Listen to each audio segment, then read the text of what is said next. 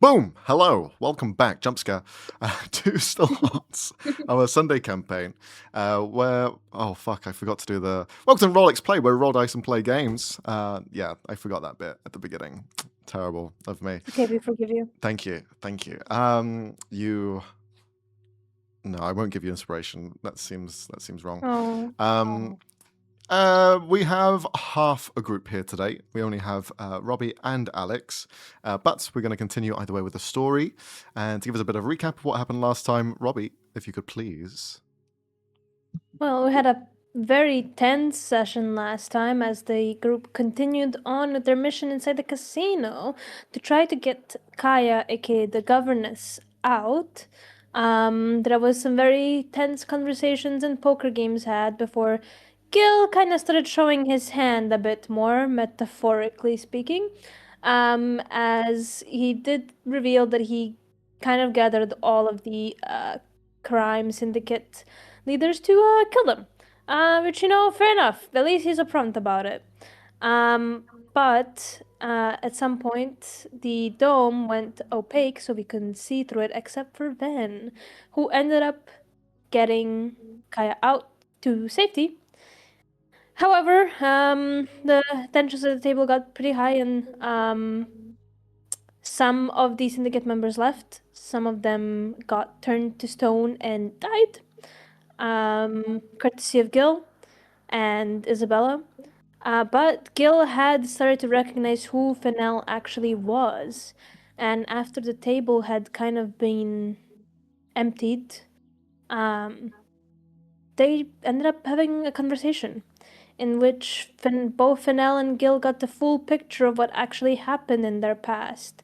Fennel having accidentally skipped 20 years, and Gil, who has been searching for him and just wanted to talk, really, and has been missing him for all these years and got vengeance and is totally not unrequited love whatsoever.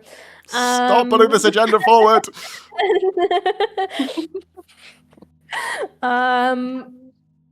But he sort of ended up letting us go, even though we're planning kind of on killing him if he started to try to kill Fennel, but he didn't. But there was still chaos in the city, as the devils, from two different legions, technically speaking, were kind of running about the city, and the fire genasi as well, slaying civilians and the devils alike. So the party kind of took it upon themselves to try to fix this, along with every other ally we had there. But we got also a surprise help from the cherry-picked heroes that were in town. So they managed to mostly make sure that no great damage was dealt to the city and chase out or kill all the devils that were there. Only, I believe, Lord Adir did get away. Unspecified. We last saw him disappear off into the horizon somewhere. But we did also find out that he figured out how to be immune to Gil's powers beforehand, so very, very interesting. But with the efforts all there to save the city, things eventually calmed down, and we did see the queen, the fire giant queen, finally show herself after many, many years of being in exile, essentially. But the party went back home to rest, as it was quite early in the morning at that point, or quite late in the night, however you want to see it. Okay, thank you very much, Robbie, for the recap. Always stellar job. So, you guys are heading back home. You have all gathered back together. There has been points where you've slightly separated off into different groups, with Fennel talking and speaking with Kaya as she kind of parts ways with the group. Sienna kind of going back to some of your allies from the Farah's Judgment where you met them there, kind of making sure that everything's okay there and liaising with the Fire Giant. So it's mainly just the two of you at this point walking back to the house. Do you guys have any conversations on your way back? You have, we'll say, 20 minutes until you're there. So if you want to have a conversation, you know you have a bit of time to do so. Ven's mostly looking over Mobius, like, everything okay? They didn't do anything to you while there? No. Unless you count psychological damage, but that may go. It's very interesting. Yeah, there was a lot of interesting individuals in there. Hope nothing too bad, though. No. You? How are you holding up? Ah, got a couple of bruises, but Santa pretty much healed me up to full, so all good. Good. I'm glad. Oh. This was quite unexpected. It didn't go. I mean, it's a little strange, isn't it? It kind of went better than I expected, I guess. It wasn't perfect, but We did kind of execute it pretty well. mhm. I was just expecting to fight him, but then he just kind of was really sad. Oh yeah, I was very surprised because I kind of lost Bob at the beginning of the night, and when I went to get him, it was like in a tunnel of a sorts underneath the casino, and Gil popped out, and for a second there I thought, he was gonna, but he didn't. He just let me go. Yeah. Honestly, before he knew who I was, he was kind of nice. Yeah. Kind of would be good to have him on our good side rather than our bad side, I guess. Though I don't think he's particularly fond of us ruining his entire plan tonight, so Yeah, probably. let's just hope we're on neutral grounds right now. Mm-hmm. I don't think we need another maniac with crazy powers chasing after us, really. You can say that again. How are you finding it in this group? I know it's a bit chaotic, but It is, but it's also fun. Everyone gets along nicely, and no matter the trouble, we stick together. speaking of sticking together, you and Cosmo?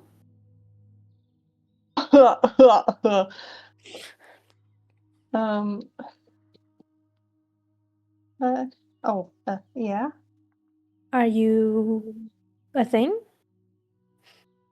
Well, I think so. Like a casual thing, or are you hoping to make it serious with them? Well, I'm kind of going along for the ride, but it would be nice to maybe make it serious. Well, I guess there's no really guarantees in a sort of crazy career we chose for ourselves right now. Yeah. It's late. Let's just try to get some sleep, and we'll deal with the aftermath of all of this tomorrow morning, afternoon. Yes. We should get some rest. Talking of rest, you Uh-huh. continue the rest of the way down this main road. Nice one. Thank you. I'm here all day. Well, for the next few hours. The roads are fairly dimly lit. They aren't necessarily bright and booming. You're going into the almost early hours of the morning at this point, as you spent quite a few hours down below. You spent a couple of hours messing around and having to help out in the whole fights that took place after the casino. So it's around 3 a.m., 4 a.m. at this point, and everything is still dimly lit. The place hasn't really lit up yet with mercantile business or anything. This is probably the slowest it can ever be in a city that is thriving and humming with arcana throughout. But in the dimly lit street, there is a slight sheen that you can see that kind of catches your eye, purposely so, as it is a mix of silver and then red, and you can see it's someone sat on one of the benches,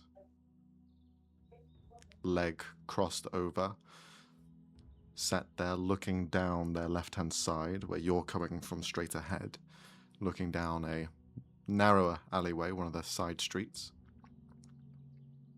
The top hat comes into full view as now you see emerging from the shadows, just leaning forward with their drink, Kelvin once more.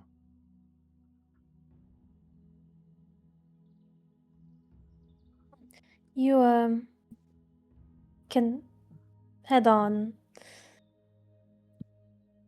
I just wanna have a small chat. Are you sure? Are you gonna be okay alone? Yeah, I'll be fine, don't worry. Alright. I'm Also gonna... check for any like weird ashes on the house. I'm still kind of paranoid about that, so Weird ashes? remember from last night? The weird ash trail, assassins in cart thing. Yeah. Yeah. I'll be right with you. And he's gonna walk over to where Kelvin is. He doesn't even pay you notice, but he's kind of caught your attention on purpose. Your friend isn't going to join us? Well, they're quite tired, but I got some energy left in me. Interesting to find you here. I guess On it's the by way to my chance. house. It's not that I chose to be here.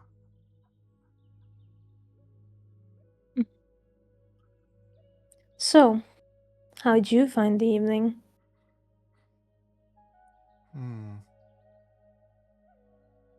I would have thought that all of these threads would have been cut off, but at this point, it's kind of made more avenues, more stories. So, I think I'm quite delighted by it all.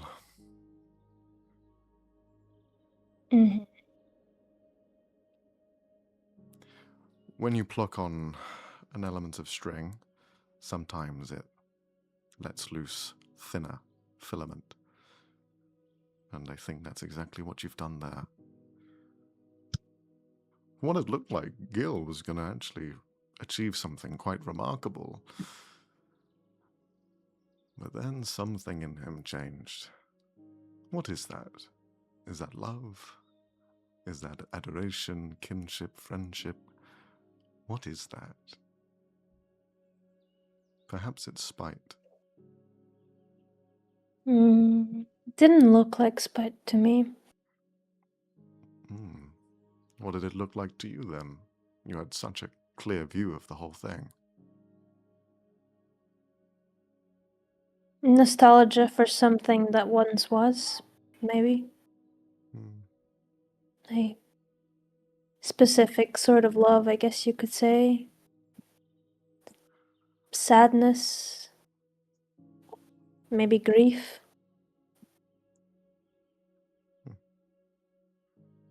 Funny enough, you don't grieve just the things that are dead. We all grieve in our own ways. Sometimes it's not as visible, and just hiding beneath the surface. Yeah.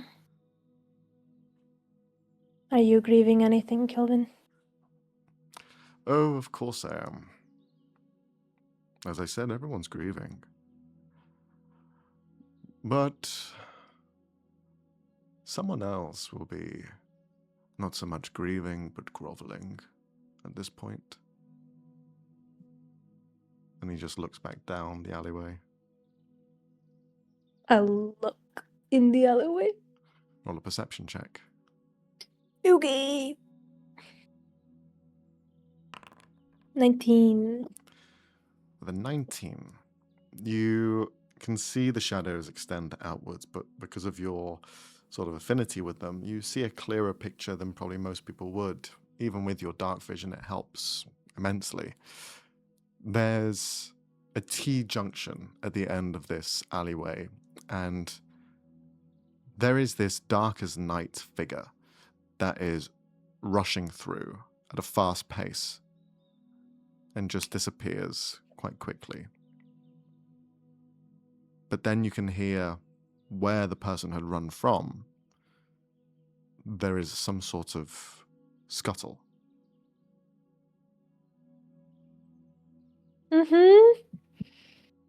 Like a bug sort of scuttle, or? As there's several things moving simultaneously back and forth. Ven looks to Kelvin. May you please enlighten me? Or must I go look for myself? What is in there? I will not dictate what you do with your life, Veneno. I'm merely an observer. And what is it that you observe in this alleyway, then? What will happen next? Are you always this frustratingly vague when you narrate, or is that a choice? It's mainly the trickster in me. Why give away everything? Why spoil the fun? The excellent part of a story is not knowing its end. Doesn't that make it unsatisfactory, though? Never knowing the end? I find it's quite exciting. Because when it's gone, it's gone. At this point, down the alley, now in full view, you see a larger dark figure is now stumbling backwards as it seems to be facing its attention towards something else down the alleyway which it's been pushed towards. Is it the faceless thing? From what you can tell, it resembles the I don't large want to one. deal with that right now. That's somebody else's fucking problem. Evan just looks at it like it's 4 a.m.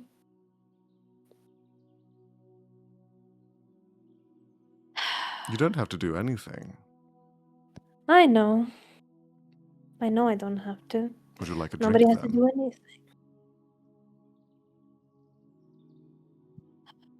Looks at the sky. Sure, why not? I did say technically that you owe me a drink. He reaches to his glass, and with his other hand, he palms the bottom, and it just splits into two, as though a duplicate is formed from that same one. And you see the liquid increase all the way to the top, and hands it to you. Takes it. Cheers to being merely observers in a story to be told. Cheers, I suppose. As you cling your glasses, Kilvin quickly turns his head down the alleyway again, and now this larger imposed figure is down on one knee, and there seems to be this black blood that is seeping out of them. At this point, you're quite far away, but with the 19, there are cuts all across its body, which are just leaking out this blood from it. It is silent, because it doesn't want to make noise or draw attention to this place. There are still fire giants flying above and moving around, but it seems drawn to stopping something, at least coming its way. And that's when you see it. You see this dance back and forth. This sort of, not ballet, but this whimsy of movement as this entity just floats through. They're not flying, they're not floating, but their movements, their sort of balance and acrobatics on show leave this sort of effortless aura around them. They dance around as this figure is still trying to stand up, but more blood gushes from where its Achilles' heels have been sewn and torn apart. It can't move. It can't get up. It's just standing there with ease to move, to fight, but it can't. It's eager, but it's left there helpless. And this person just continues to dance around them. As they dance back and forth, there is a glint of metal, silver from their weapons as they 2 cuts along the side and continues to dance around. 2 more cuts. A third one comes in as it just continues to dance around. The creature just keeps getting lower to the ground as it's just being cut apart. Do I recognize the figure at all or sense anything about them? How are you going to sense anything? What would you like to use? You have a spell that can sense something?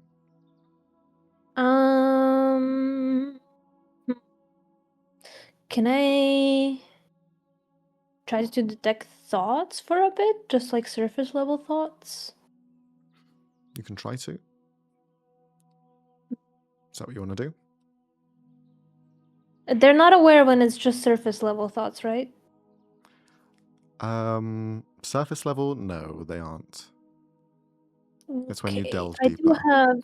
I don't remember if I use up my free cast of detect magic, but I think I did. Okay. Do I have anything else for that? Probably not. Detect magic is which level? 3rd or 1st? It's one of the 2.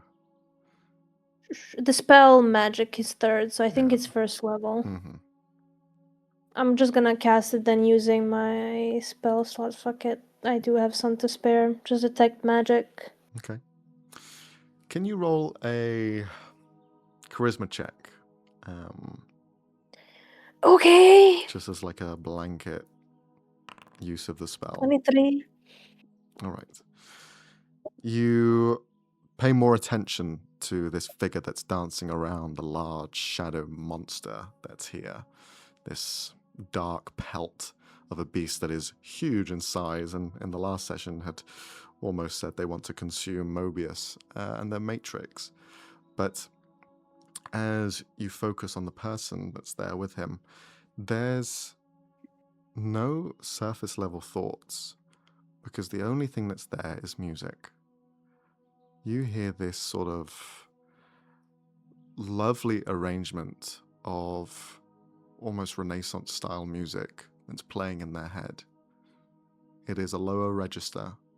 It has peaks here and there, and the peaks seem to match every time they cut. But it is a lovely set of piano keys, but also stringed instruments as well, playing alongside.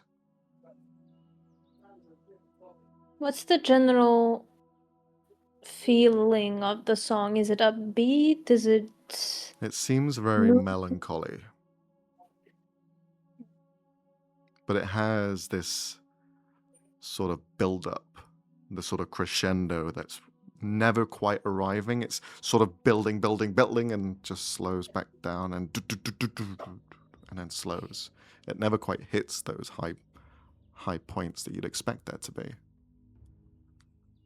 Ven almost feels drawn to it for a moment, as it is kind of the music he himself is prone to making, and the dance itself as well, just almost is slightly starting to sit up from the bench they are on. You can also hear the sort of surface level thoughts with your 23 that Kilvin has. And you can hear the sort of undertones of, he is much more savage than I had first heard about.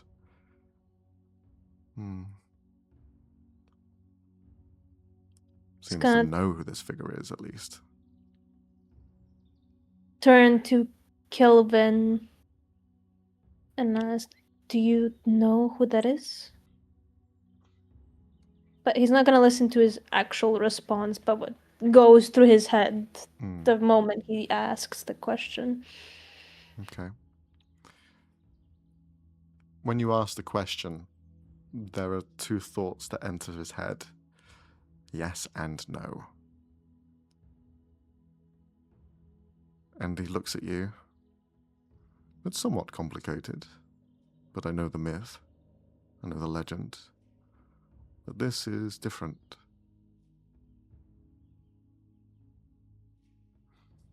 How so? Well, they just are. An enigma. A question mark that even I can't see past. And that's why I'm here. To see what he does next. And as you continue to hear the song playing in the background, there's a point where it reaches that high note in 3 successions back and forth, and these blades that they have just deeper and further, and almost plunging their fist with the blade as it goes in to the back of this beast, effortlessly, as though the creature's hide, this is a strong, powerful beast, just punches through with the blade effortlessly, as if it's nothing, as though the music is conducting his strength. And Does the go on. music sound similar to Kamara's at all? You That can I've heard roll before. a Arcana check to see if anything is Sure reminiscent. thing. Fuck, that's so ass. I'm gonna do a little reroll. Way 25. Yes, it does. Shit, bro. It's my brother from another mother. Well, if you're gonna keep going vague, I might not just be satisfied with being an observer then. Well, if you want to go in, by all means. He's a smiley fellow. I'm not sure he'd be that chatty, though. Is he a threat to me? You're really asking me that question.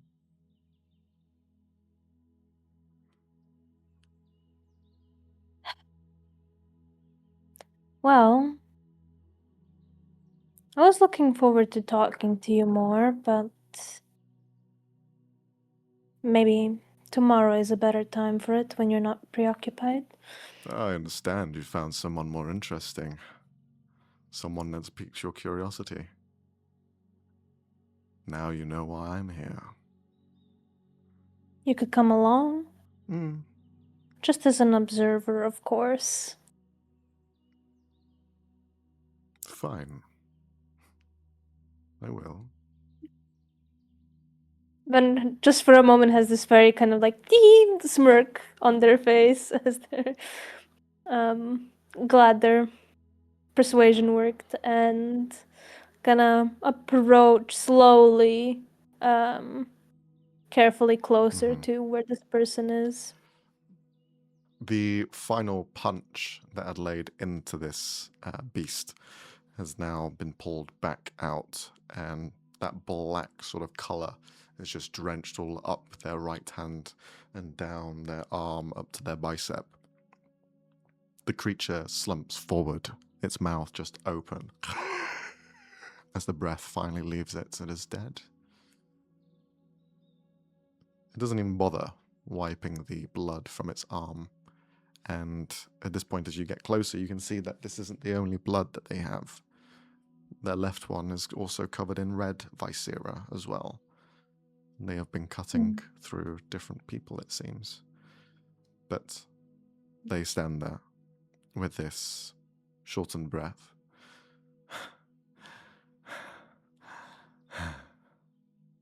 And you walk over. Impressive work. Impressive.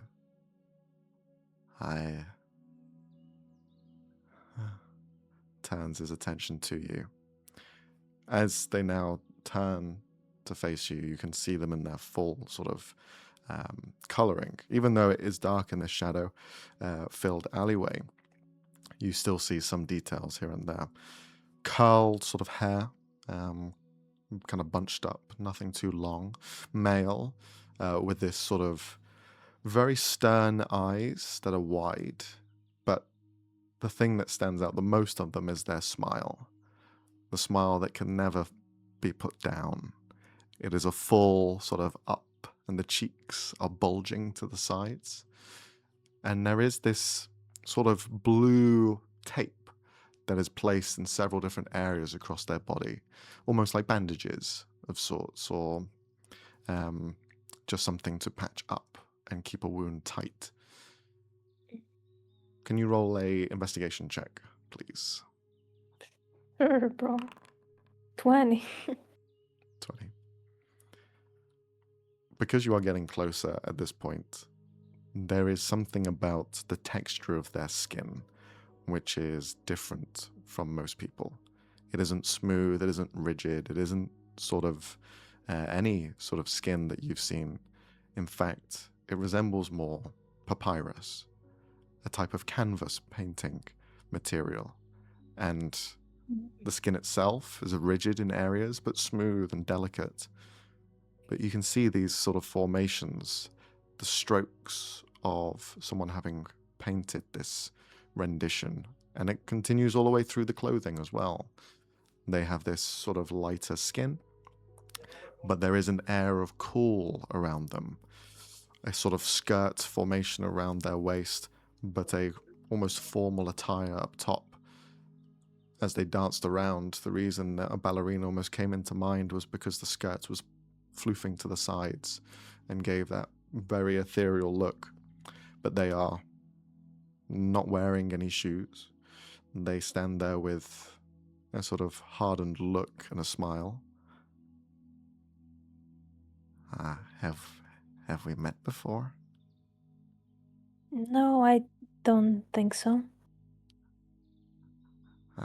But I heard your song. You heard my song? I Oh. wasn't singing. Not out loud, no. But I recognized it. You recognize my song. Well, then The reminded song me of... that plays in my head? That one? Yes. Ah. Apologies for the intrusion, but it's not every day you see someone slice into a giant beast while dancing. Just piqued my curiosity, but I'm no tattletale if that's what you're worried about. No, I'm not worried about anything. And he continues to walk around, now looking you up and down. Who's the shadow? Just merely an observer. Don't mind him. And what about you? What's your story? Curious observer. Are you a follower of hers? Of some kind? Kamara's? You like to question, don't you? Why? Why do you have an interest? I've got a job to do, and I'm being kind, but I like to do my job properly. Apologies, wasn't my intention to stop you. I kinda thought you, looks over to the dead body of the thing, finished, so... No, there's a little one that got away. Well, I don't have particularly good standing with them either, so I won't stop you to chase after them. I was merely curious, as I don't know a lot about her, but she seems to have a great influence over my life, so... Why does she have an influence on your life? She shouldn't have any influence anywhere. Not like literally, more like metaphorically, as in people keep bringing it up around me, sort of thing. But if I tried to tell you the whole story, we would be here the whole evening. Hi, Van. Born in the Mislaid Mullion puts his hand out. He sees the hand extend in front of him. Van. Mislaid Mullion, I don't know what that is. But my name is Smiles. Nice to meet you, Ven. Is that short for something? Yeah, but it's what most of my friends call me. Okay. Shakes his hand politely. Don't go into my head again. Right? I apologize. I was just curious.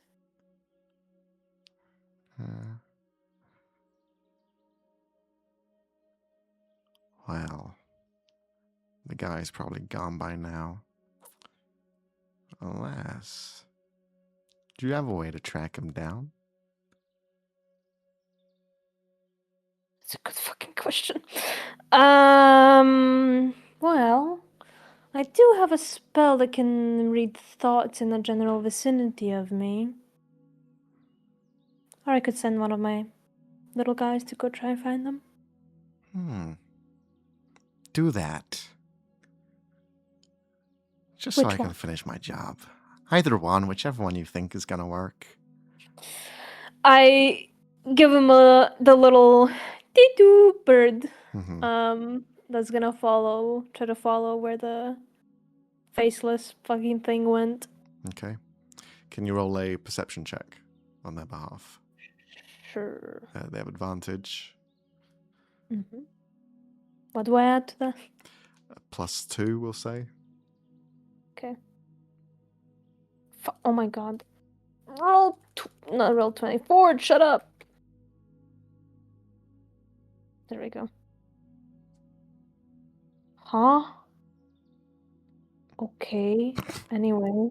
Sorry. It gave it a -7 when I clicked +2 and I was like... Natural stuff. Okay. You send off the bird to try and scout and find and track down where the creature has gone. Is there anything that you do elsewise? We'll be scanning around for thoughts kind of in the area, but he's not going out of his way to like scan the whole fucking city, as he's quite tired as well, so he's been at this point he has his heels in his fucking hands because he's tired, man. So walking around barefoot, same as this guy. The two of you just walk through with Kilvin shadowing from afar, just watching and drinking. You hear like the odd chuckle from him every so often, just shaking his head.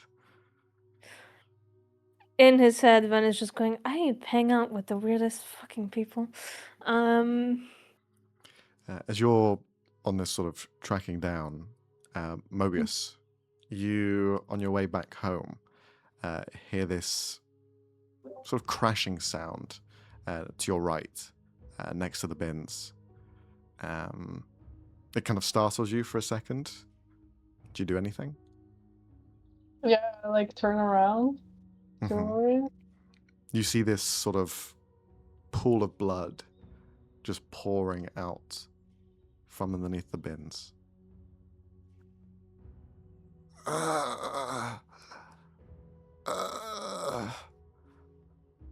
I quickly rush over. Like kind of like part the bins or look inside. You pull everything away to hopefully find someone who's injured and need help. You find two of those things, but the third one not so much. Someone is injured and in need for help, but they aren't human.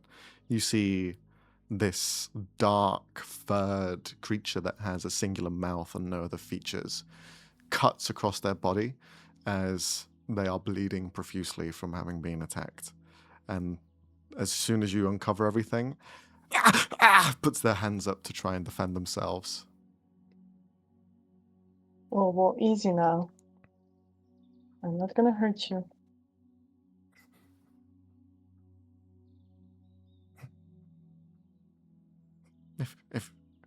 If you're not gonna hurt me, then are you gonna help me?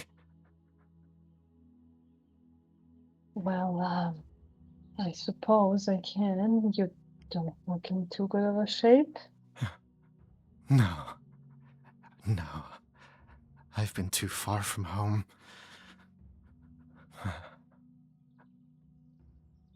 I need to get back. Okay, but you're not going anywhere in that condition. I'm gonna kneel down and kind of like look over the wounds. I'm assuming they will look pretty rough. Yeah. Roll a medicine check. Sure. Medicine. Uh-oh. 18, okay. You can see several precise cuts across his body. Two more strikingly so to his back and to his right leg, which it seems to have caused him to slowly lose the ability to use them, and then smashed into the side of this bin as he was running down. Off balance, off kilter, not much that he can do in terms of defending himself.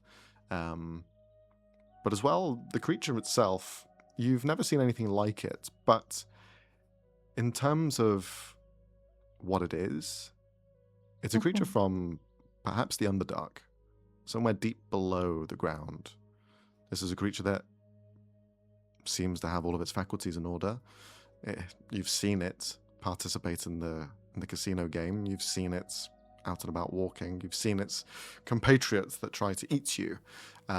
Now their customaries may be slightly different, but it is still a humanoid of some description. And the wounds themselves are bleeding this dark, black, inky sort of resin, which seems to be its life force. You can sense a heart in there as well. It's a living, breathing creature.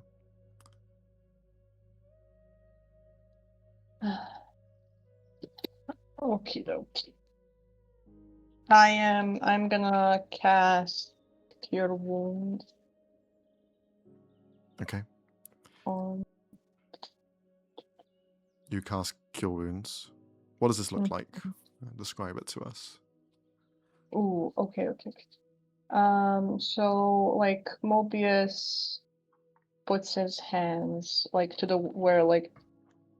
his back where the worst cuts are, and this kind of like golden light kind of shines from his palms, and like maybe his eyes light up a little as well. He's quiet, he doesn't say much, he's very focused on trying to mend the most of the damage.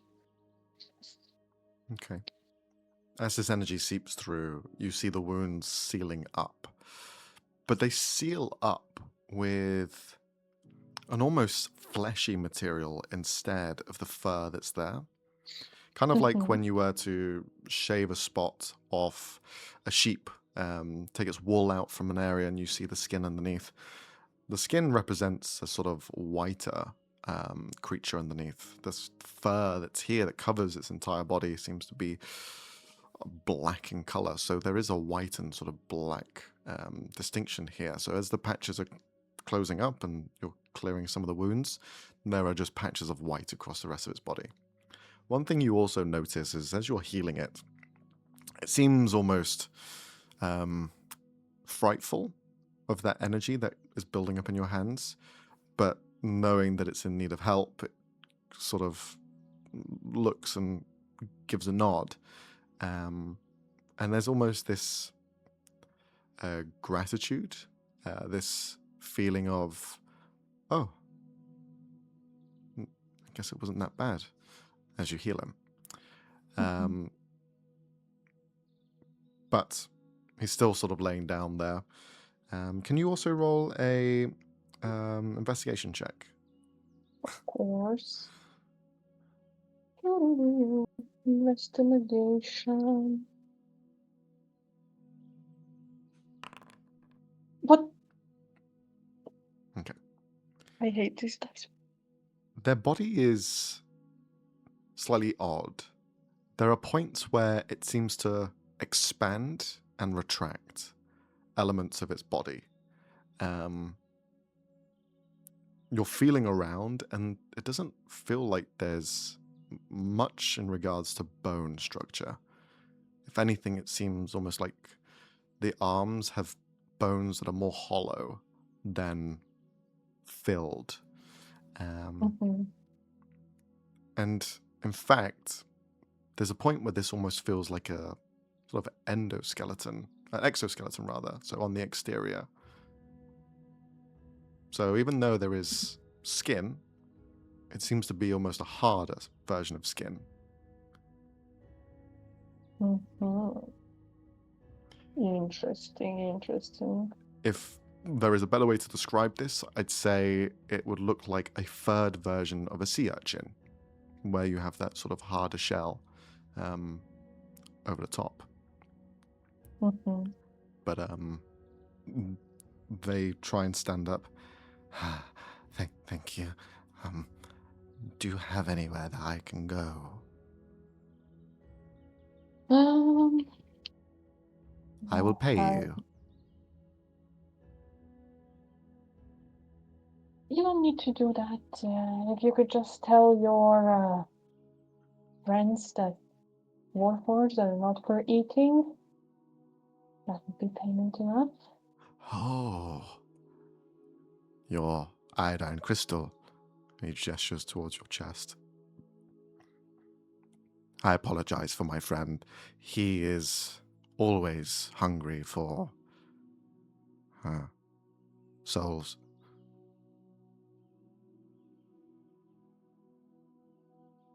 Interesting dietary choice. But as for where you can go, I'm not, like, are there any safe or would anyone even take in this creature that I know or can assume? Probably not. As well, this is someone that's part of the Crime Syndicate, so probably wouldn't be too favorable bringing someone like that in.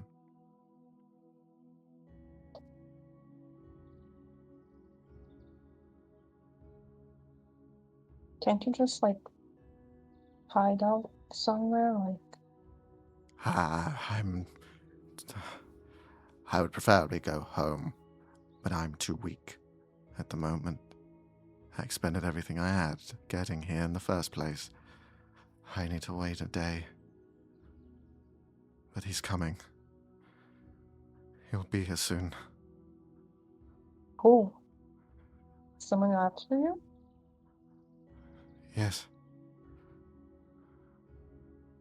I left Bloodsnatch with him. He is most likely dead. I'm sorry to hear that.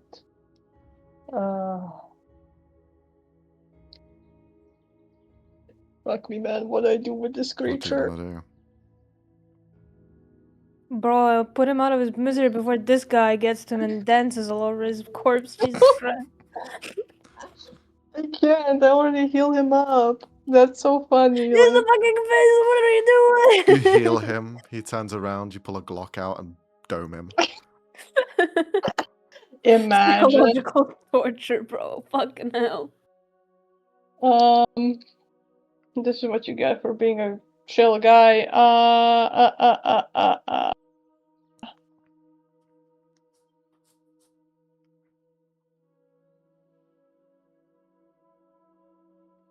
Sorry. I did the most I could.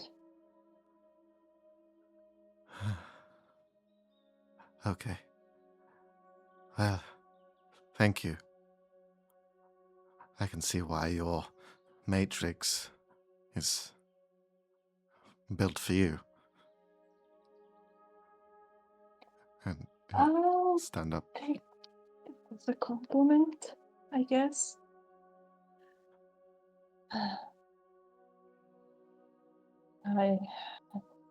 I'm sorry I couldn't do more to help you, but No, you have done everything you can. Thank you. Thank you, all three of you. And he would begin to shuffle away through the night as he just goes further away.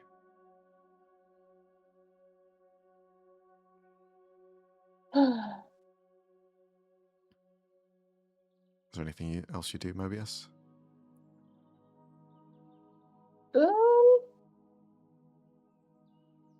Kind of like look around if there's anyone else here now, or Can you roll a perception check? yes, sir. Oh, the dice hate me. Robbie, can you roll a stealth check for your bird? Yeah, sure. What's the fucking stat on it? Fuck it. +2. Okay. It's a flying bird. It's a flying. 11. Oh my god. Mobius, you recognize a bird fly overhead. A small, is it sparrow? Yeah, I think so. Just fly overhead and just circle around for a second.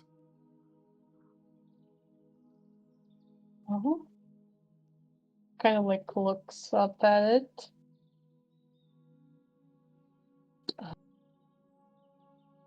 I assume I recognize it. Yeah. Kind of like look around for Van.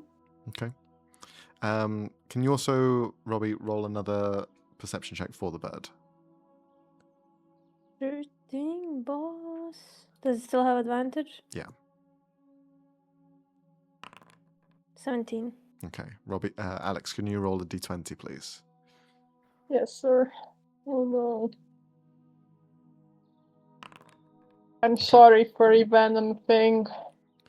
All right. That's a bonus, probably. The bird continues to circle. Eventually, then you turn the corner, following this sort of trail of blood that's just been left sporadic in different areas, and you see the attention of the bird overhead. You know that's at least a point of destination, at least, of where this creature may be. On the walk there, you do see this figure not walking on flat feet. He's kind of walking on his tiptoes as he's just moving ahead. His feet never actually seem to plant themselves completely, always walking on their tiptoes. And you can see down their legs as well, those same blue stripes, these elements of sellotape that are going across and trying to keep it all together. So, is that a way to be more sneakier or not by choice sort of thing?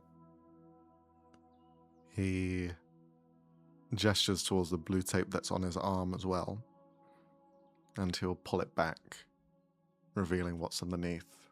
And at first you're expecting some kind of bloody gore or something else to be hidden, but as he pulls it back, instead it's something more prettier than you expected.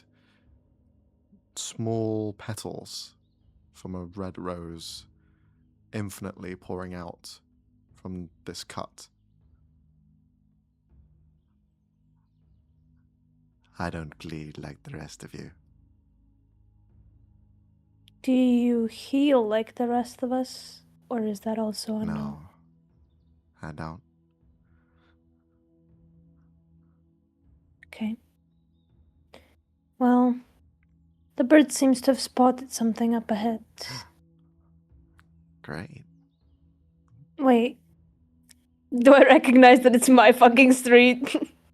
It's not far from your home, yeah, because you've been walking in that sort of direction. Yeah, You're still like just 10 minutes away. we're just slightly getting nervous the closer they get to that area, Yeah. but How exciting. so Another one you're on the after the list. why are you after them? Oh, Crime Syndicate. they all deserve to go. I They mean, don't need to yes, live. but is this a personal vindication or some sort of justice vigilantism? Everything's personal. This especially is righting the wrongs of someone so right. Giving them a clean slate. And well, they're all really bad people as well, so it helps having two goods. Your boss, then. I don't have a boss. Oh, okay, so it's self-employed sort of thing, understood.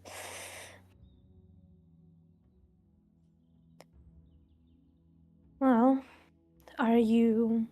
Well, I'm assuming you're not from here. I don't know where I'm from. Are you okay? Do you need help? Well, you're helping me.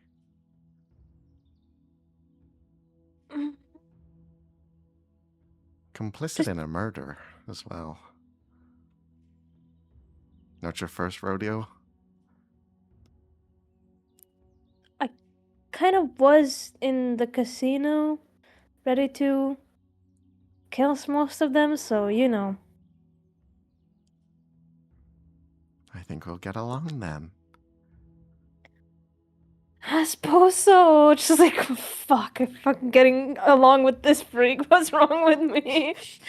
You turn the corner and see Mobius standing there, who's been looking up at the bird and examining the open street behind them.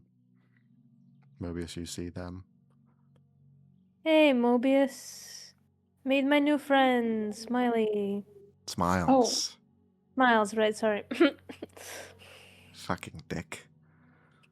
That's your new friend? It's 4 in the morning. I'm sorry. Yeah, you didn't What? happen to see one of the Crime Syndicate members pass through here? Maybe, perhaps. He jaunts over and has his arms behind his back and just looks at you, Mobius. Looks down towards the pool of blood on the ground. Where is he?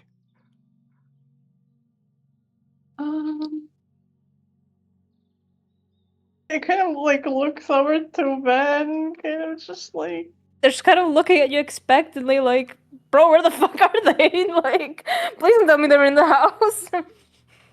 about it. Kidding. It they is. went Go on. they went that way. Oh, you're such a doll. And he just taps the side of your face. Okay, come on, Ven. You're off to kill someone. I'm going. What? You said you I'm wanted not- to help me. Find them. I am out of reason. I am so tired. I think, honestly, I'll be more of a hindrance to you. What is going on here? Well, they have a personal vendetta against the Crime Syndicate, which who doesn't at this point? And they want to kill them all, and I'm not particularly going to stop them either. So That's all right. Okay. do you think you'll actually need my help, or will you be fine on your own? I'll be fine. Can send the bird with you. Can turn into a giant polar bear if you'd like. No. No, thanks. Keep it as a bird. No. I'll Can go be by a myself corgi. now.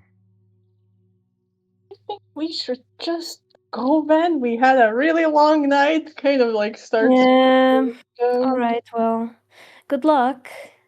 Not that you probably need it, but Hmm.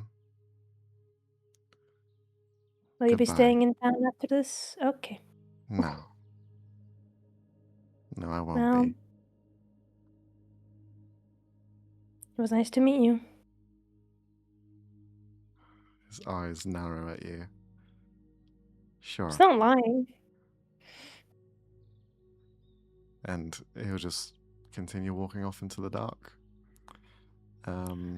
What the fuck is going on in this town? Kilvin, are you still here, by the way? Yes, This I looks am. back. Alright. You wanna, like, come inside, I guess? What for? It's like 5 in the morning. I don't know. Do you need sleep? No. Okay, well, I feel like bad leaving you out on the front porch. Just come in, whatever. And you have wine in the cupboard. I can just make mine endlessly. I'm not going into your fucking home. Every time I try to be nice, people just... Okay. I'd prefer to see what happens with this outcome. Could you at least tell me what happens? Please. Maybe. Blink, blink, blink, blink. That doesn't work on me. Yet.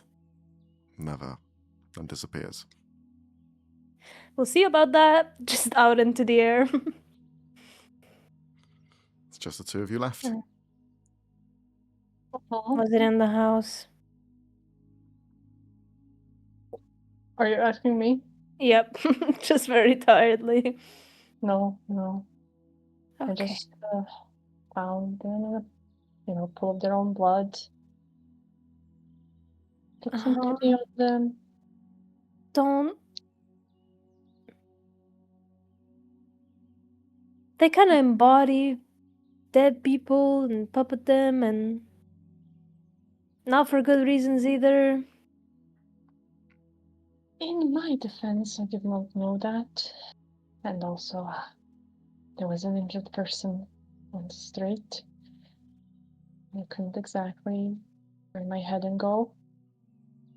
I know. I'm just telling you for future reference. Don't lose that part of yourself, Mobius. I'll try. Alright. I'm gonna go pass out now. And just walks to his bed. As soon as you both go to your quarters, the sun begins to rise through the window as you close to try and get some shut-eye for the evening. Okay. Is there anything else you'd like to do before you have your rest?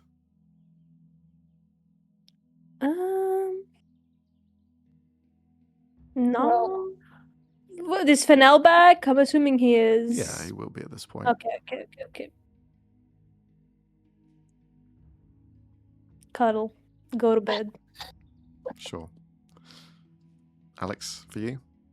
I'm gonna take out Bob Mhm. and kind of check him over, see if there's any maintenance I can do to get him on his feet quicker. Yeah, sure. You go through all of the sort of process of repairing and going into how this had all happened and trying to almost not engineer but fix by thinking about the process of creating them in the first place, going through all of the sort of ins and outs. With time, with a short rest, you're able to fix up Bob, so he's kind of back to operating mode, kind of looks around with his wide eyes and just taps you on the head with their sort of beak of a mouth Yeah. Snuggles into it. Mhm. Sorry you had to go through that, buddy. Just sort of acknowledges. And Well, we should probably get some rest as well. he just lays Kind of. flopped onto the bed with you. Yeah. Just kind of like goes into that like shut down state, you know. Yeah. Still aware of Mhm. their surroundings, but resting. Okay. You complete your long rest, and that's where we're going to have a quick break because we're not halfway through, but it may as well start now, and then we can kind of figure out what we want to do afterwards. So we're going to have a quick break now. We'll be back in 5 or so minutes, so we'll catch you soon. BRB. Yeah.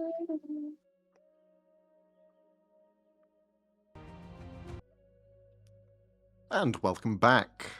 We have just had our quick break, and we're going to continue with the story. So our party members have just had their long rest. All of them have returned back to the house after a very long day, the previous day, in preparation and execution of the casino sort of plots and sabotage that they had in mind. Now, our parties are fully rested, and what would you guys like to do for your day? Anything in mind? As Sven wants to wake up a little bit earlier, if he can. And he's just gonna head down to the kitchen, make himself. Did we say coffee is canon in this universe or no? Sure. Sure. Coffee for himself, for Melody, and he'll make a third one. And he'll go back up to his room and leave the third one kind of on the windowsill. Just thinking still about Discord, and he'll start a new journal, almost writing everything down that happened, so when he does meet him again, he can tell him everything that happened. You see Melody is going up to the windowsill and placing her hand against it as she's got a seat looking out to the horizon. From your house, you're on the river's edge, but you're also in a location that is almost in the center of the city. So you have a good view of everything around you. Those airships, those sort of hovering sailing ships that were in the air, piloted and manned by the fire giant army, are still there. They're still present. They're still very much focused in this area. And they almost, because it's around midday, you went to bed quite late, you're to get a full rest. You're waking up at about 12 o'clock. So in that midday sun, it's almost blocked out completely by these ships. So the entire place is covered in shadow. But she just continues to look out. There's a lot that seems to be changing recently. Lots of ups and lots of downs. But Seems like it, yeah. especially in this town. This place has always seemed a bit of a different take on life, at least from my perspective. To have Arcana running through the streets and in the palm of everyone seems like a very genuine idea of progress, but as well, it seems that it almost breathes this corruption as well. When something is so good at your palm, surely people will be taking advantage of it. I mean, the houses have. For how long now? For a very long time, it sounds. A casino night happened with how many Crime Syndicate members? And none of them seem to have. Well, some of them seem to have been fully aware, just did nothing about it. And even one casualty was bad enough, but there were many more last night. They don't care about anyone in the lower city. No, they don't. They barely care about the ones in the upper side as well, so. Well, the houses seem like they're in it for themselves, and that's a very business-orientated mindset that they've had. Perhaps there was something there at the beginning, and maybe there are some houses that are trying to do good, but the bad eggs outweigh the good ones.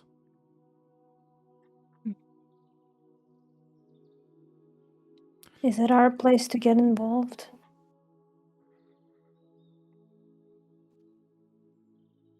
It's up to you, then.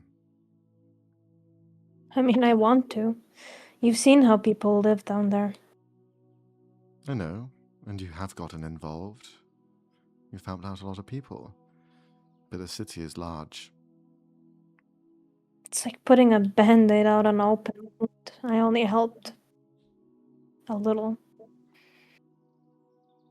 Well, even a little is worth a lot. I know. You know me, I like to handle the problem quite directly sometimes.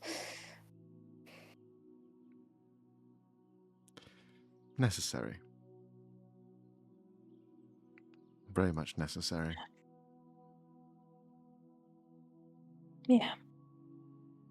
Well, we'll see what we can do. Maybe ask around. We do still have that evidence of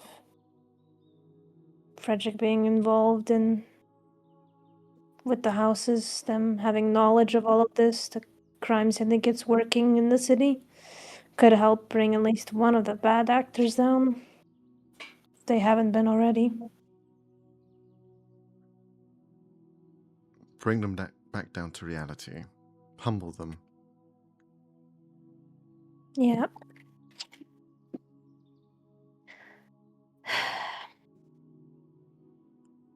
Do you I still miss think him. about him? I guess you do. I mean, it's barely been a week.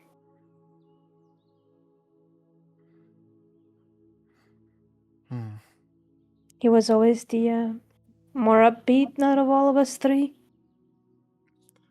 Certainly so. I could never be that peppy, so don't expect it from me either. No, I don't. If he were here right now, he'd probably just tell us to, kill all of them, see what happens. But even if it's a crazy idea, is it bad to say that I miss it? Well, he was very much the hammer. Yeah. But we're talking in past tense. He's still around somewhere. He's just not here with us. And we have to figure out why that is. And where he is. Yeah. That's why I was so curious about the fellow yesterday. I thought he might know more, but he seemed more lost than I am, so... Well, I don't know what could have happened or transpired, but it seems that following these more righteous people, the answers are never truly given to us. Take Kilvin, for example. He doesn't seem like the most steady of minds, nor would I class him as being a hero. But those morally grey, or those that have sided with a more non-godly approach, seem to have more answers about the things that we're looking for. Almost like that man from last night. Perhaps it's these people we need to be inquiring with to find out more. Well, could give it a try. I plan on talking to Deplore this evening if I can find him. Would be good to know what his next moves are, considering what happened.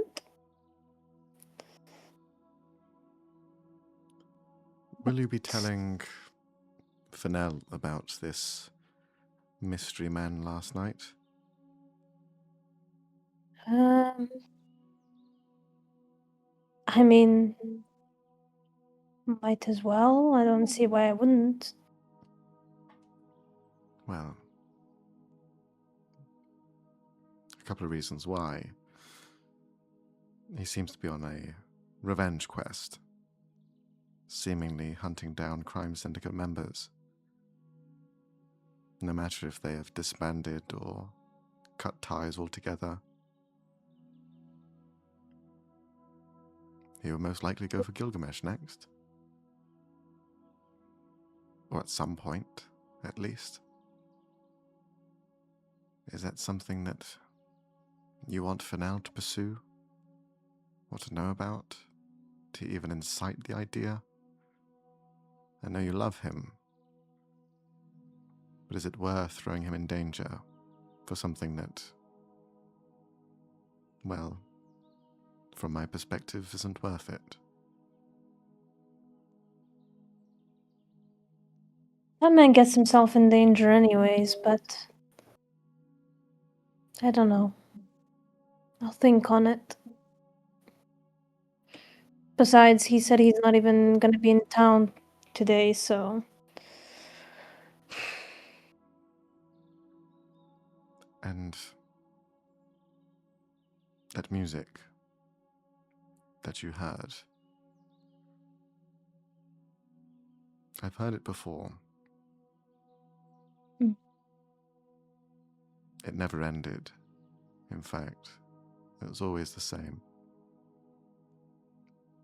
In the Mislaid Mullion, when we would travel and follow Kamara's trail, that music was everywhere. It was all that we could hear whenever we looked out past the academy, past the soothsaying Nimbus.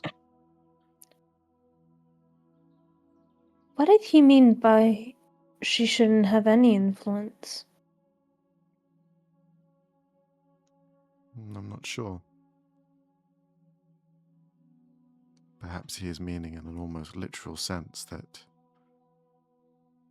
she shouldn't be messing around with this world. Or perhaps there was something else.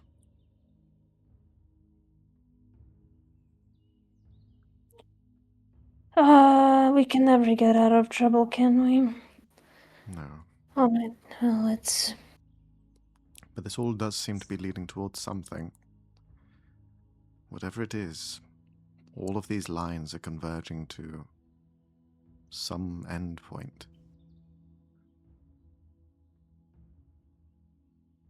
We just need to make sure that we get out of it without losing more than we should. Without losing more than we already did. This is a lot of conversation, deep conversation for a hangover morning, afternoon. You didn't drink that much, did you? No, but when you stop drinking for a while and then drink a glass of wine and stay up until 5 in the morning,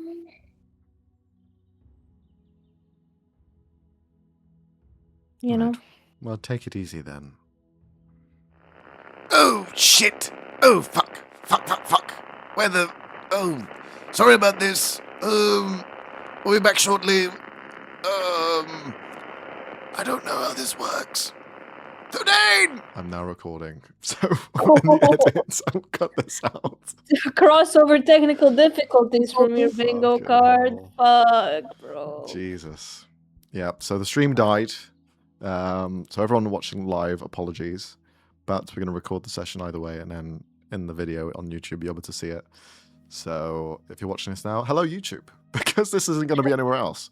So we're going to continue. Van, you just had a conversation alongside with Melody about the sort of events in Alexia. Anything else you wanted to discuss? He's just gonna kind of cuddle up closer and lean his head on her shoulder. Just kind of hold her, because he knows that even though she doesn't show it, she's probably missing him a lot too. Yeah. There is a point where, as you're leaning there, the coffee that's been brewed for the windowsill for Discord in honor of him, begins to sort of simmer and no longer steam. There is a spell that you can see is being cast, and then it's brewed back up to be another hot drink, just as almost he's still here. It's not gone just yet. Ever so hopeful, trying to keep it alive. Bats, as you're there, we'll jump to Mobius. Mobius, what are you doing this morning?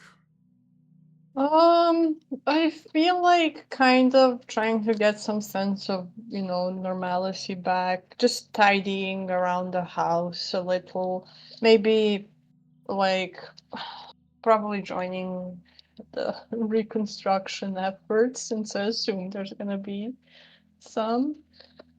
And yeah. Okay. So do you want to head down into the lower parts of the city then? Yeah, sure. Like I'm gonna kind of, because I don't know if Van and I saw each other. They've kept their room mostly. So... Yeah, so I'm just gonna like leave a little note, say where I am, and just kind of head out. Okay. Sienna will probably go with you, just as like a walk down. As you are walking through the streets, now that it's midday, you can see the area's being cordoned off with almost like police tape, in a sense, as there is, in the center of this sort of community way, there is a large monument that is quite tall and proud, with a point towards the end of it. Looking at this, what should be a white monument for the most part, a almost ode to the fire giants' families that have passed away, you see there is black markings dripping all the way down as people are trying to clean it off and having no real effect against it. There are people surrounding this entire area still like questioning what's happened, and you just see all the guards sort of wave it off and tell people to carry on with their day. And then Sienna inquires with a guard that she recognizes, and he kind of leans in a bit more information. Well, it was quite a gruesome affair this morning. I know there's been strange things happening overnight. Devils, Ganassi, warlords, but there was this black creature, fur just skewered on top of this monument, just bleeding out completely. We didn't know what it was, but it was long dead. House Mortem have taken the remains and doing an autopsy as we speak. Sienna just acknowledges and, okay, thanks.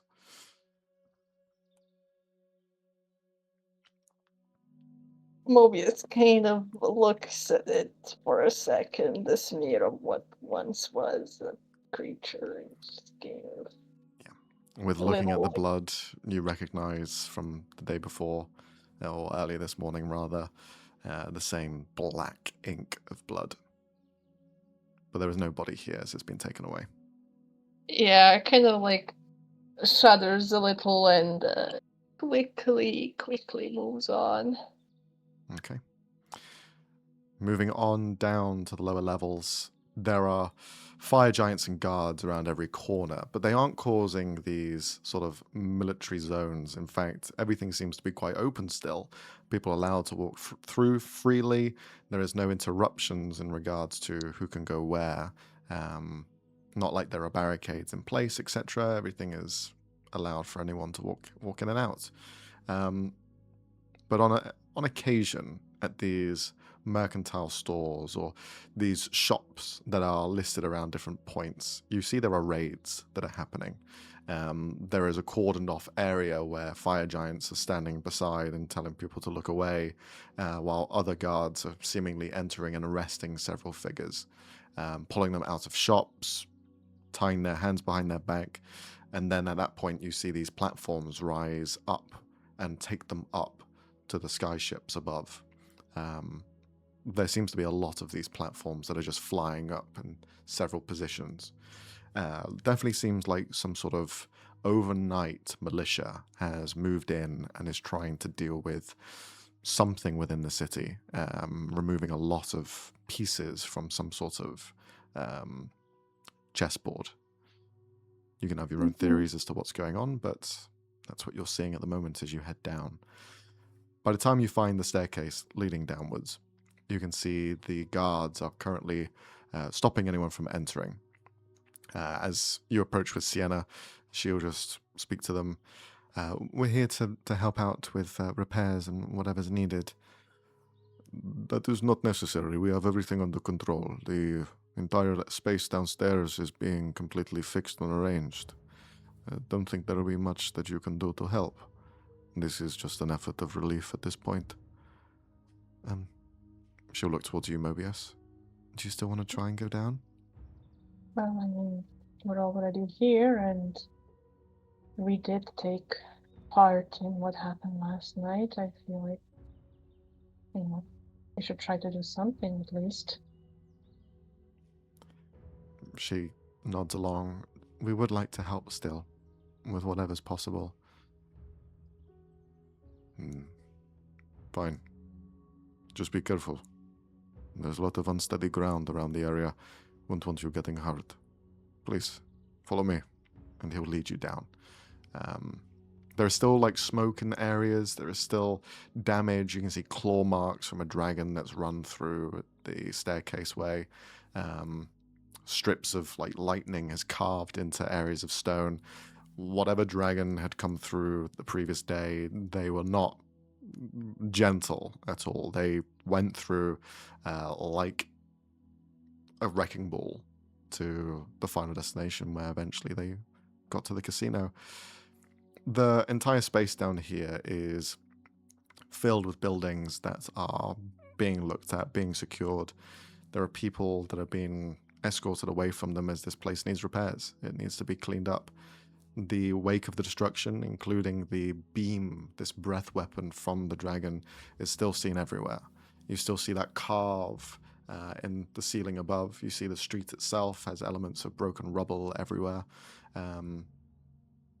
There was a few casualties, but people did as much as they could to help out. And you can see down here still a wide crew of people fanning out and just doing what they can, fixing up and helping out with the rubble. But you do your best. Is there anything in particular you want to focus on as you're helping?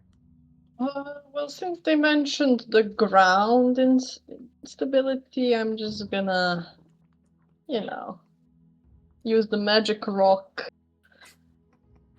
Okay. You reach into the crystal and you try and form some of the ground back together again, almost pulling up from the lower levels and filling in the gaps from underneath. Can you roll a wisdom saving throw, please? Okay. Wisdom saving.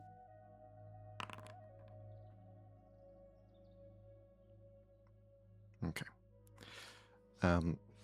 As you're going through and using the crystal to fix up and patch up as much as you can, you do a pretty good job. Even though you've only used this crystal a handful of times, it still has its strange quirks to it.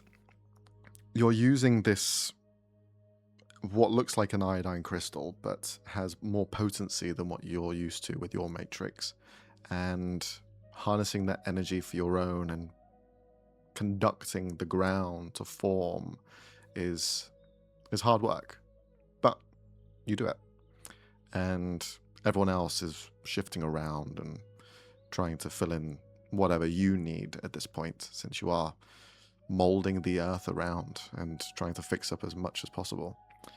The casino in front of you has now been completely pulled away. There is ample units of kind of like mechanical horse and carts that are taking all of the broken stone and lumber and escorting it away, just trying to clear out this space altogether.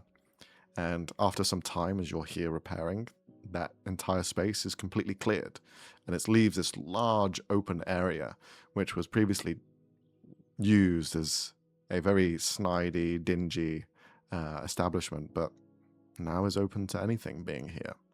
And it is almost nice and a breath of fresh air to have this open space in somewhere that is quite compact and very metropolitan.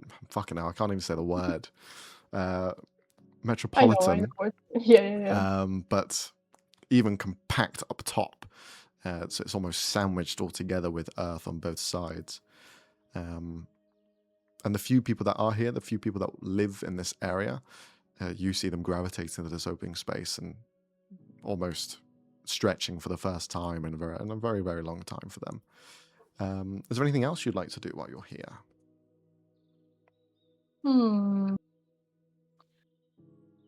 Well, is there anyone who needs like help in the sense of like, is anyone injured? Or there are some sort of priestly figures. There aren't anyone of a specific religion here. They're mostly just practitioners of medicine trying to help out and clear any wounds. So there are a few people you can help join in the effort of cleaning up and bandaging some of the wounded. Some guards are injured from the previous night, having gone out constantly. But you begin to heal up and help out as many people as you can. In doing so, one person in particular, a small human boy, sees you, and his sort of cheeks, you see they're sort of dusty still, as he was caught probably in the wave of dust from the destruction of the casino, and a bit of like cuts and bruises across him from probably running away. But he just sits there with a sort of perky attitude, and you approach and clean him up, as he's just very interested in your sort of design and looking you up and down. What are you? Warforged? Have you ever seen one before? No, I haven't. Well, I mean, we're kind of like you, just with a hard shell. He just taps your leg, hearing the tinging of metal. But you're strong. Nothing can hurt you. Oh, well, some things still can, but, yeah, I guess I am pretty strong. As he's there sort of smiling, at one point his voice kind of just disappears as he's still speaking, and for a second you just see this sort of image behind him peek out, and you just see a shadow move by itself and then turn its attention towards you, and then he just like stands up and walks off. Huh?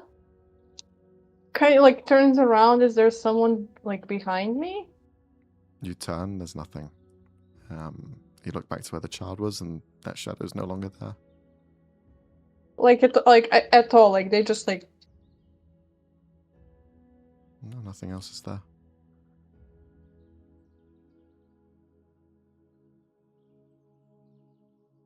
Okay. Kind of like looks towards Sienna. Like, did you see this tree? What was it? What? What's wrong? There was a child here, a little boy, kind of like describes him. And then he was just gone. Well, he's over there, and she points over towards where the kid had walked off to.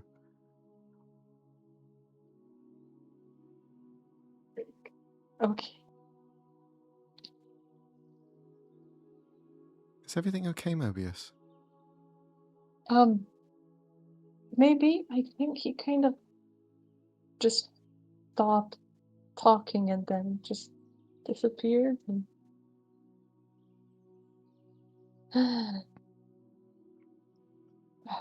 perhaps it's nothing. Maybe I'm a little paranoid. Should we maybe get some fresh air? We've been down here for a long time. Yes, that would be nice. After a long day's work of helping these people out, you head back towards the surface. That sort of lingering feeling of that shadow that you had seen momentarily, just still sort of in your head.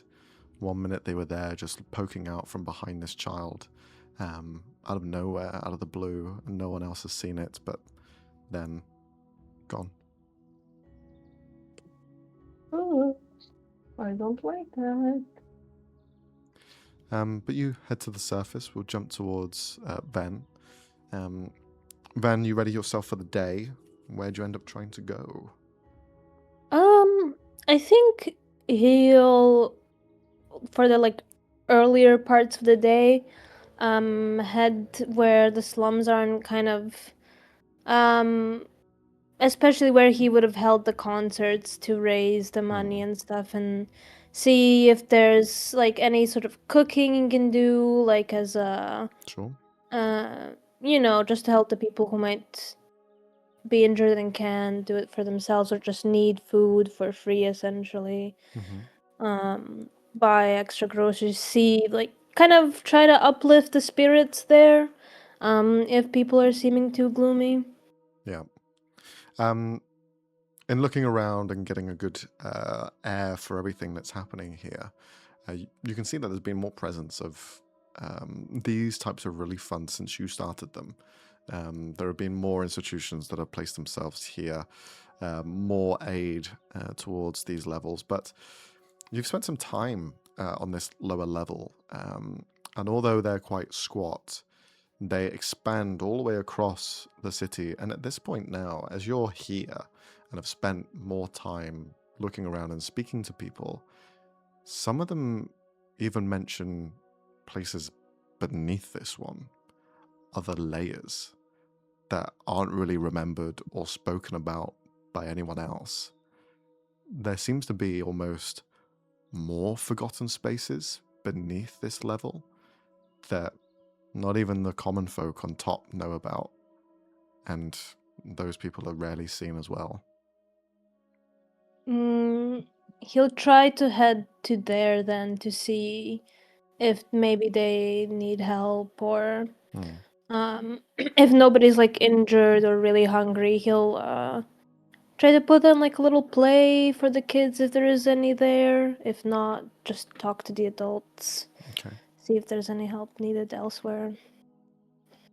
You head to find one of these sort of tunnel systems that lead to the next floor, and in doing so, it takes a while.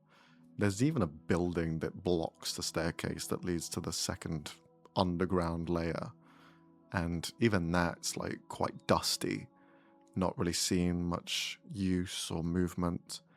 Do you go in? Yeah, he's gonna prestidigitation in the dust away as he's walking along, just trying to make it easier for him to remember where he came from. Okay. You head down and the stairs continue, and the stairs seem longer than the ones to come down to this first level.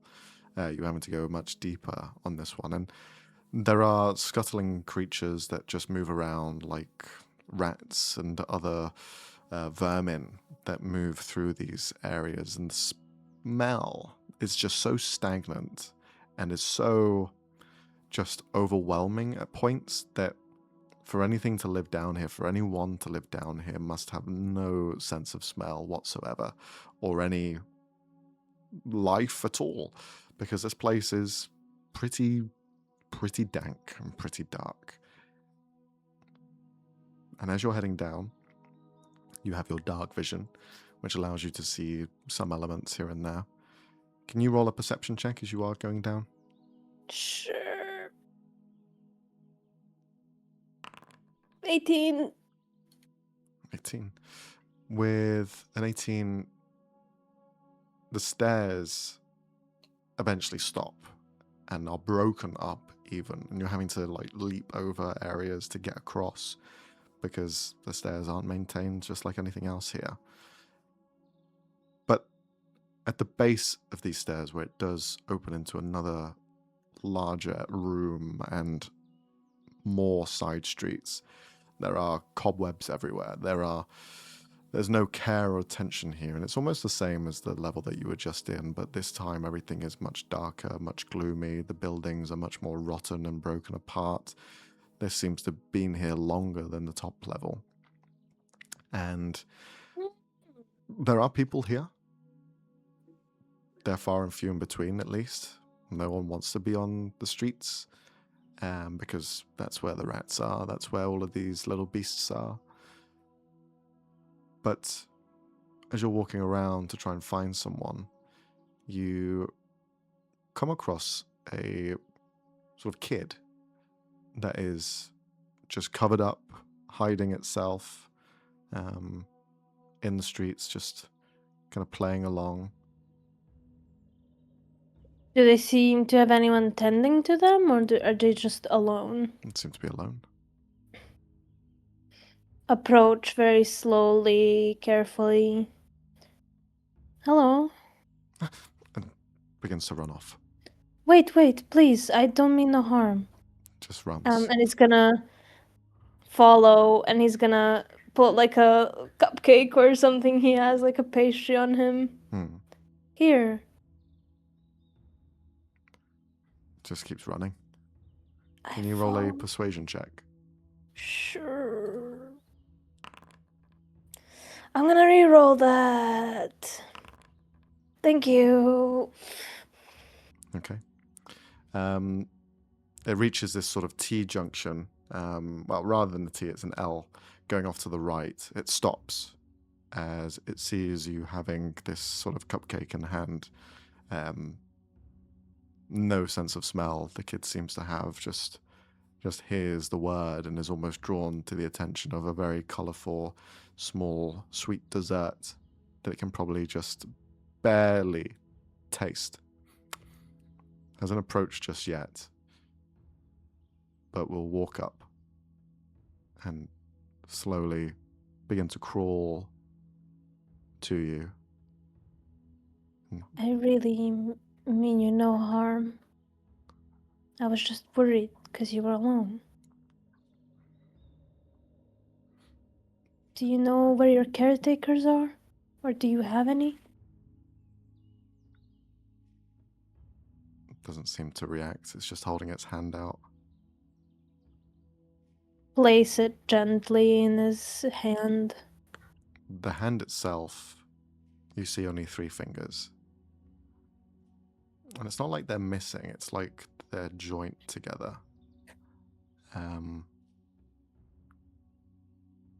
As you see the child reaching up and picking up the cupcake from you, you see them. They're human. But there's also something across their face that you can't quite see beneath the hood. Can I peer down slightly to take a closer look? As you look down, can you roll an investigation check? Oh boy, okay.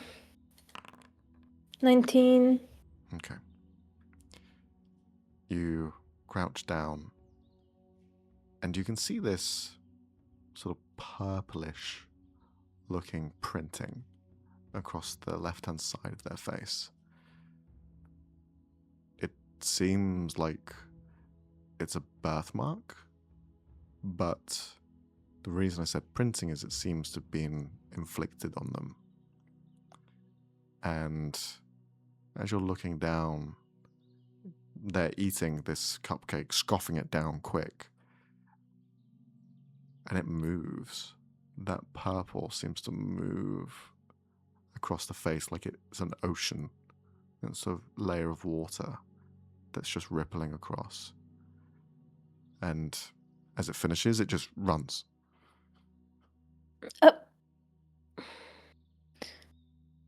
Is it worth following a child deeper in? Does it seem like it was hurting him? Doesn't seem to be. Ven's gonna leave him be because chasing a kid with candy seems kind of a bad look, and he's gonna go find an adult that he Okay. can try to talk to. As you leave the kid and turn around, you now see all these sort of glints as people are watching from the shadows. There's probably a good 20, 30 of them that have all just been skulking and hiding themselves. Listen, I really mean no harm to any of you. I brought food since there doesn't seem to be much here. Can I speak to one of you? They all seem quite fearful. He's gonna lay out like a little napkin and place the food he picked up along the way on it. And with thaumaturgy or other small spells, he's just gonna illuminate the area a little bit.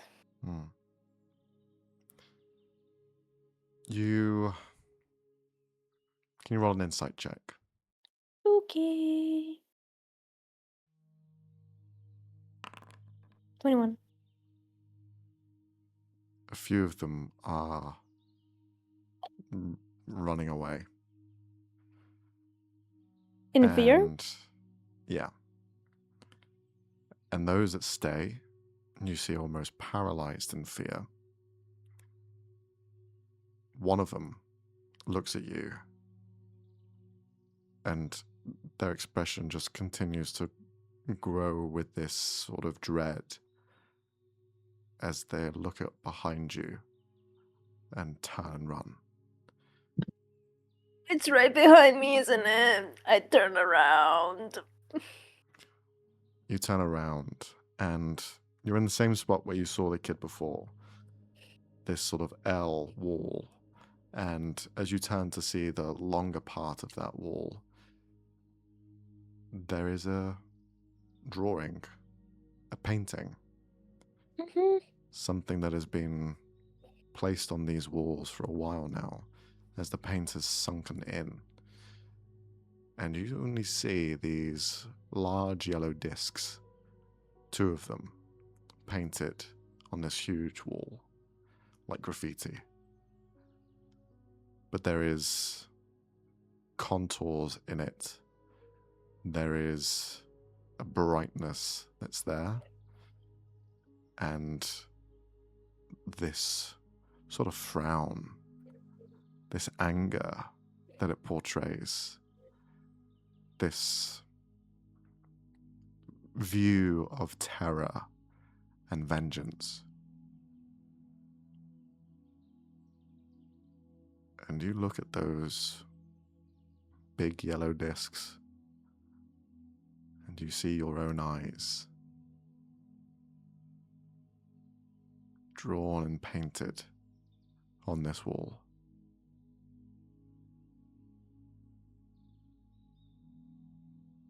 He looks at them, just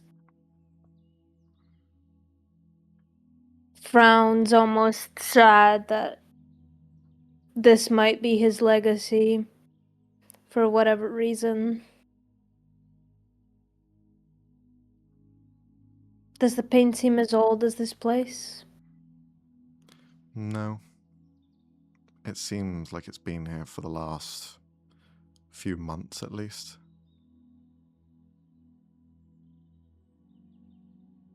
Can you roll a history check? Natural 20.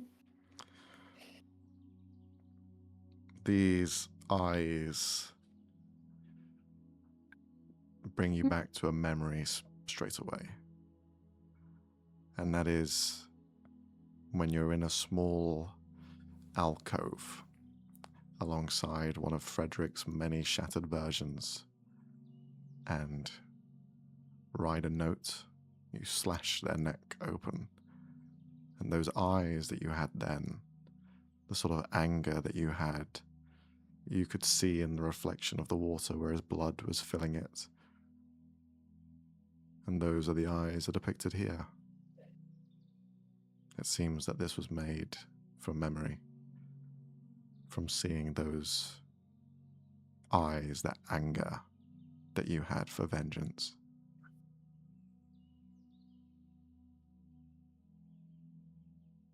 He just sits cross-legged in front of the mural, looking up at it. Then just leans his head against the wall, thinking about everything.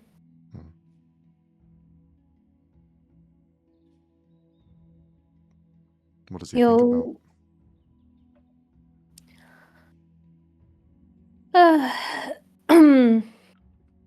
His original friendship with Frederick, everything that led to its fall, his life before he met the party, and how angry he was at everything, even after being with them for a short while. All of these memories just flood you. The anger that you felt, the pain that came after, all of it represented in this mural.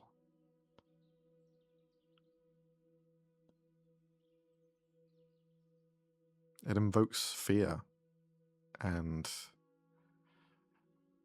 that is the fear that every single one of these versions of Frederick had before you took their lives. You had seen the sort of memories that they had, the dreams that they would suffer, all of their consciousness collected into one, although all of them spread out to different parts of this world. This is another that you haven't dealt with yet, that lives in this city.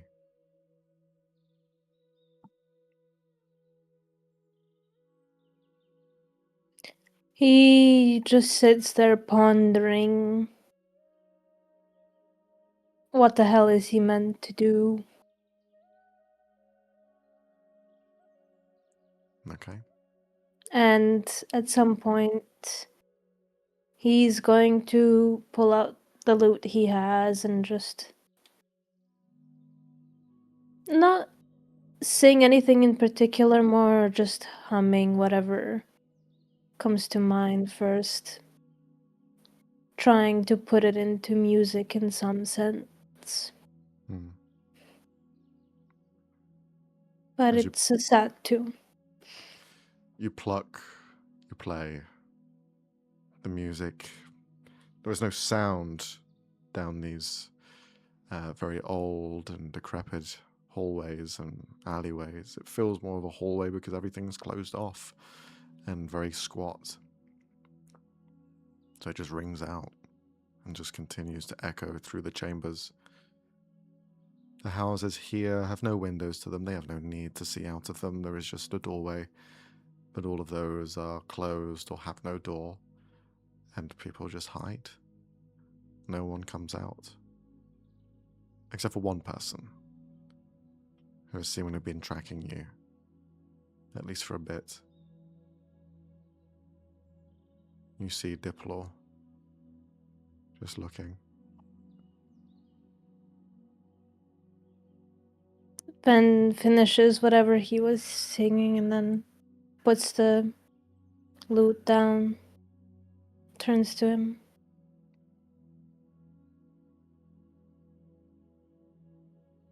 What are you doing down here? Well, I wanted to help, but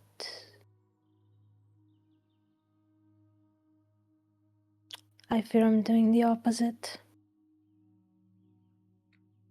You can't control how people feel about you. Oh, I know.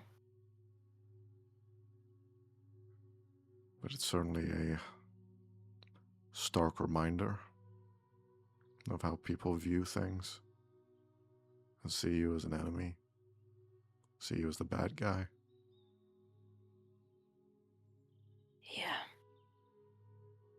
You know, maybe Kilvin wasn't that wrong about me. Well, he doesn't seem to be wrong about many things, but don't tell him that. And of course I won't. His ego's already out of his ass.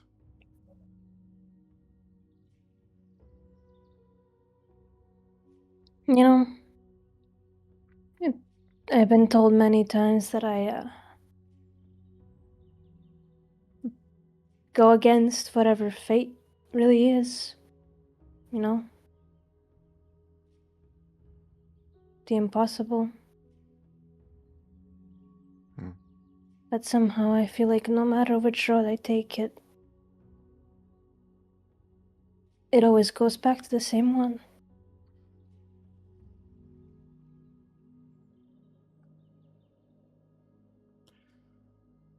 Yeah, I try not to think about fate too much.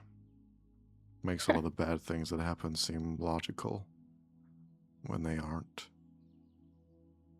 Why should they be? Bad things happen all the time. Good things happen sparingly. We remember the bad more than the good. It's just how life is. But the notion of fate and what it does to someone, I don't know. I think it's a difficult way to live.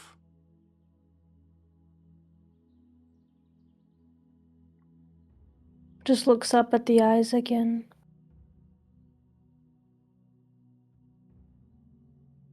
What do you think you're gonna see if you keep looking at them? You think you're gonna see something different? No, not really. Maybe I'm hoping they'll change. They'll only change with perspective. What am I supposed to look upside down? Exactly.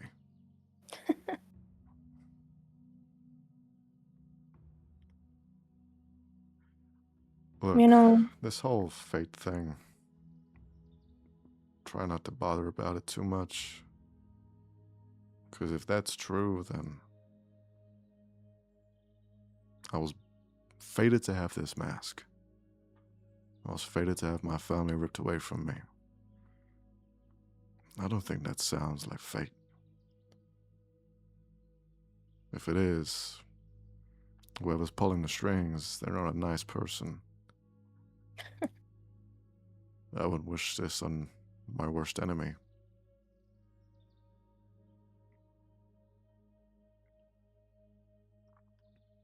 you know, I don't need to have them see me as a hero, really. I don't. I've already been seen as a monster and a villain for so long. And if I have to do the dirty work so the people I care about are safe, then that's fine.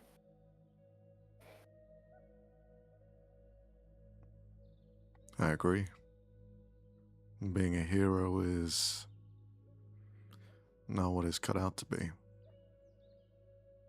If you try and save everyone, you'll probably end up losing a lot more. Sienna's cut out for more of the hero things. She's a good kid. Her heart's in the right place. But I think the penny's gonna drop at some point. She'll soon realize it's not quite as easy as helping everyone. We can try.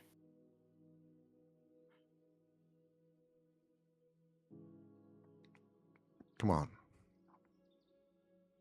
You shouldn't be down here. And you?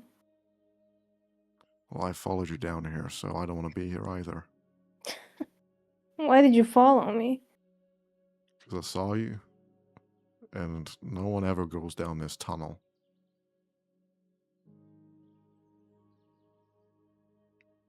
They shouldn't live like this. Well, that's just how the world has formed around them. Did you know that this place actually was a thriving city once upon a time? It just so turned out that there were two civilizations living on top and below each other. They just didn't quite know it. The fire giants lived above, and these people lived down here. They kept growing, they kept expanding, and eventually the two met. And let's be honest, if you're gonna be anywhere, you want to be up top. So everything else gets forgotten. All the history, everything else.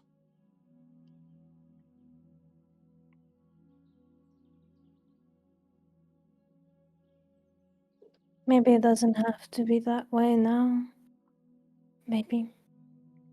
But I don't think I'll be the one they trust to help them out. Well, good luck with that. Let's go. He'll kind of lead the way outwards. As you're walking out, you can see a lot of people are just kind of watching and staring, just waiting for you to leave so they can get back onto the streets doing whatever business they had. As they are looking, you can see those blobs of purple still like coming out and moving. They even almost stretch at occasion and kind of come back in, just at different parts across their body, not just at the face, but around their arms, around their legs as well. And any exposed chest as well, anywhere. There's no place that doesn't have it. He'll leave the food that he laid out before there, and he can't help but tear up a little bit as he's leaving. Just following behind Diplor. Yeah. As you head up to the second level, and then going up to the sort of the main level, the ground level, you come across Mobius, as well as Sienna, as the two of them have left from a day helping out. As the two groups sort of converge, Diplor begins to speak with Sienna momentarily, but the two of you are left walking as well together. Quickly kind of brushes off his face. Oh, fancy seeing you here. Likewise. Are you okay? Did we do anything? No. Just... It's nothing. But there might be something you and Sienna could help with. I'm not the person for the job, really, but turns out there's a whole another level underneath here. Mm-hmm. And there are people down there. Who need help, I presume? Seemingly so. And, well, you seem to be good at reconstructing, and might as well go along with the Sienna becoming a mother goddess thing as well, so... She has a welcoming presence, might be able to help out with the more skittish people that are down there. Of course. Not something they need to do right now. You two look already kind of pretty beat. Yeah, I mean, the guards already took care of most of it, but we still helped where we could. You're a good soul, Mobius. Oh, you, Ren. You too.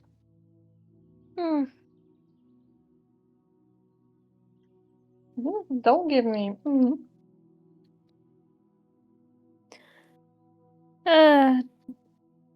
Trust me. I'm not as good as you think. Well, from my point of view, you are, so we can't change the past. I don't know what happened, and I won't ask. But I know the man who stands before me, and I know that they're a good person. Just give you a half smile and pats you on the shoulder as they keep walking. And whilst you're walking together, Diplo will look over. So is this drinks or what? Well, I believe you owe us drinks from our last conversation. Right, sure. Sure I do. 'Cause you said we wouldn't make it out alive, and from the looks of it, we seem to be doing quite alright. I don't know, there's a thing called undead and they walk around and they seem pretty alive, but Okay, alright. I'll pretend that wasn't an insult. alright, fine. I can get us a drink. You join in as well? Except for towards Mobius and Sienna. Well, I mean, I don't really drink, but if you'd like the company, I can join. You can start today. I meant more. I know, I Because- was joking. Oh, Yeah. yeah. Funny one. Right. Okay, come on then. I'll take you to my usual one. And it'll take you to a small bar that doesn't seem to be that busy. It's not a large one either, so it's quite quaint in the center of the city. Takes you there, drinks are served, and he'll just kind of nurse his own. So your Matrix, Gilgamesh was talking about it the other day. Says it's quite potent is the word he used. Yeah, I've learned that I'm a little bit of a unique case, you could say. Yeah, well, unique is certainly a word to use. Well, good on you for using it. And using it for good, you know? I couldn't see myself doing anything else with it, really. Well, sometimes when something lands in your lap like that, it's very easy to do the bad thing. In fact, it's way too easy. So I guess there is some sort of credit to be had there. I don't really feel good taking credit for something that hasn't really crossed my mind, but thank you. No. Yeah. By the way, with Gil, he's gone. He's not here anymore. So he's fucked off elsewhere. Okay, you meant as in he left. Got you. Yeah. He's not dead, like. He just. No, he's not dead. Why would he be dead? No, I said it out of character. Okay.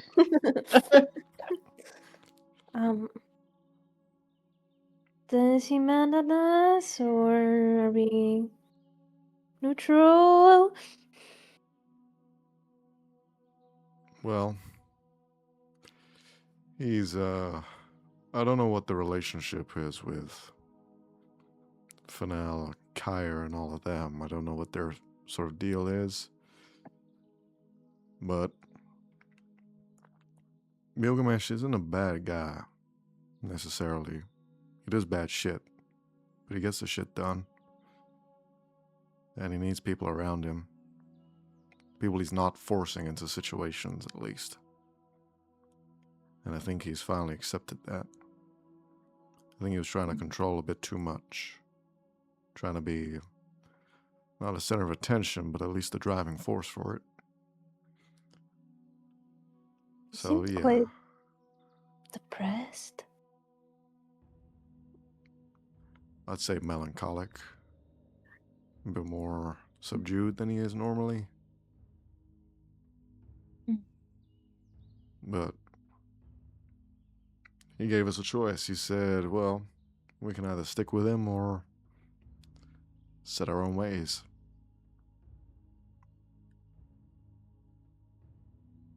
Well, I'm still deciding mine.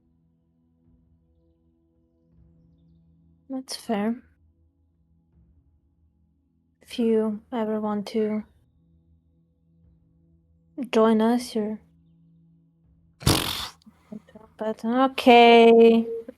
I was trying to be nice. Yeah, I ain't doing that shit. Guess it's not really. That's fair. We do get into a lot of trouble. Mm-hmm. Trouble I don't need. Understandable. At But- least. Go on, go on. But is there anything you'd want to do?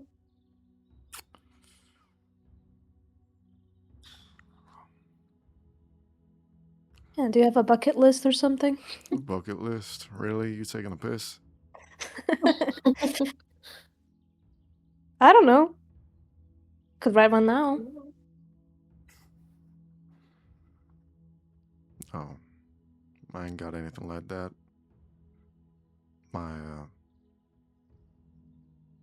My wife was much more the planner, the optimist.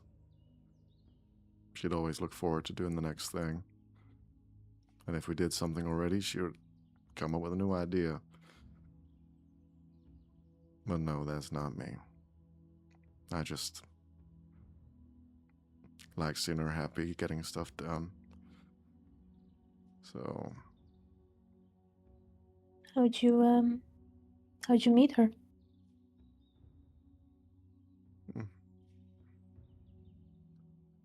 it was a long time ago then. Extremely long time ago. I've seen a lot of shit. So my memory is a bit foggy with most things. But her, I still remember her face. How we met, I just remember fumbling around and being an idiot, really. Somehow, in some way, she talked to me.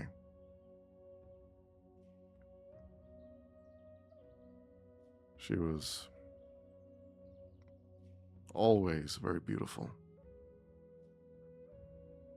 Always well dressed. Always smiling.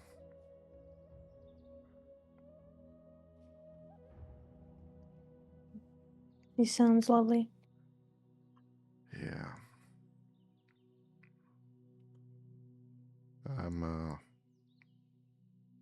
I'm losing that memory of her.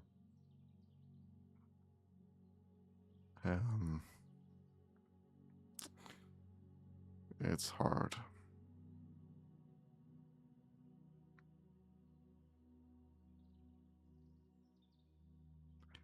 I understand. But you can't Oh. do anything against true love. It's not like you move on, find someone else, live happily.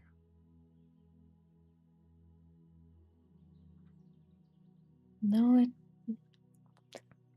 losing someone really does leave a hole that never really grows smaller. You can just build around it.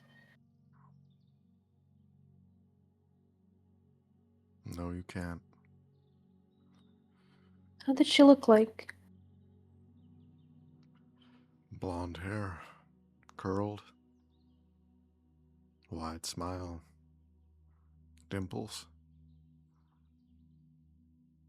emerald eyes.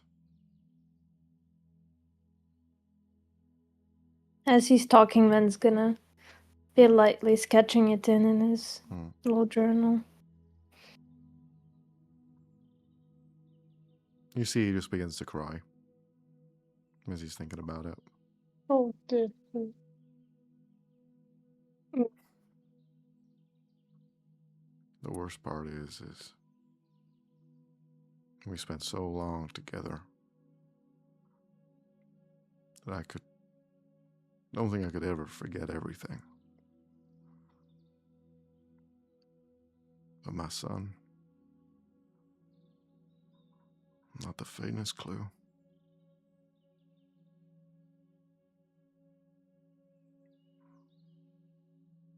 Isn't Ben's that actually- terrible?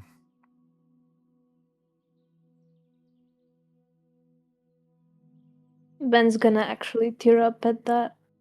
And he's gonna hand him the drawing, but as he does, he's gonna hug him. Whether he likes it or not. He'll just rub his finger down the side of the paper as though she's in reach.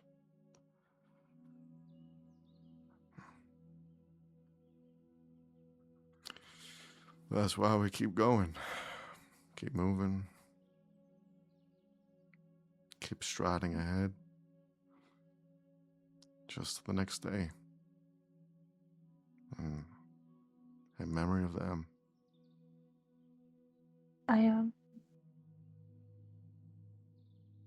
I'm so sorry, Dippler.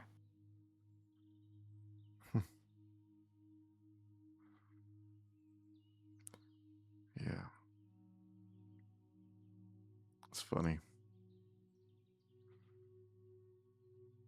What I live with now, this mask, is stuck with me. I've always seen it as a curse, and it fucking is a curse. Because ever since this end of my life, that's when everything fell apart. We had a home out in the woods. Couldn't tell you what the woods were, what the house looked like. But I was out for some reason. Left them at home. And there was this light.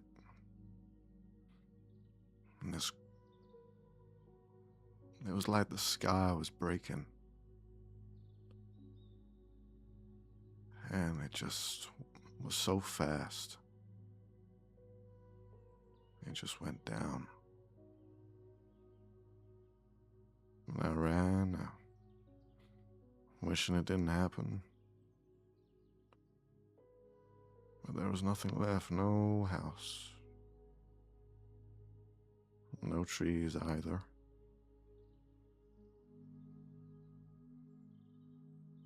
Just this thing.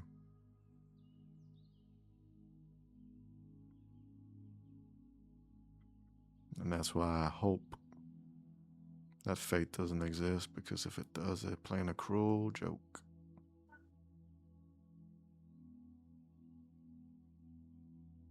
Say that again.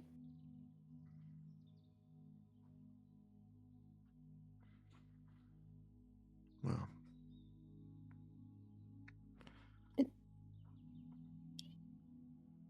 I hope you know that it's not your fault what happened.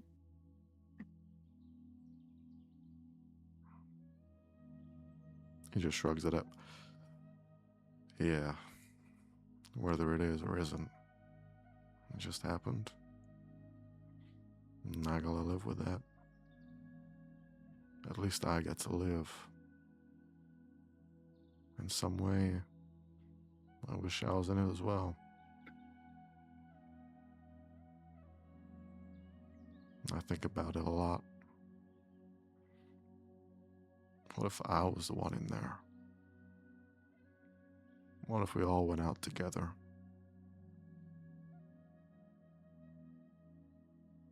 then at least I'll have that memory of their faces in my eyes until the day that I die. But now all I see is silhouettes.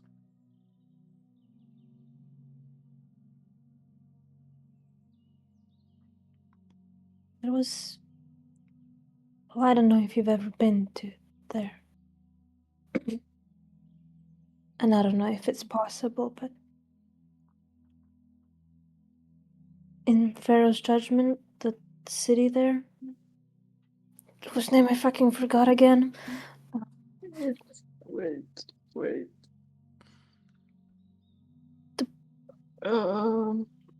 Person ruling the town helped Sienna see someone who they've lost and talk to them. For a short bit, but... If you still carry that memory of them with you, then maybe they're still reachable.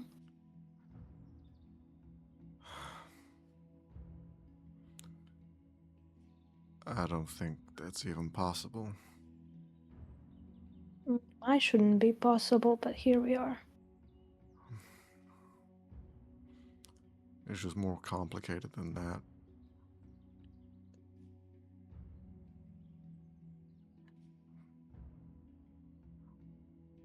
But I appreciate the sentiment either way.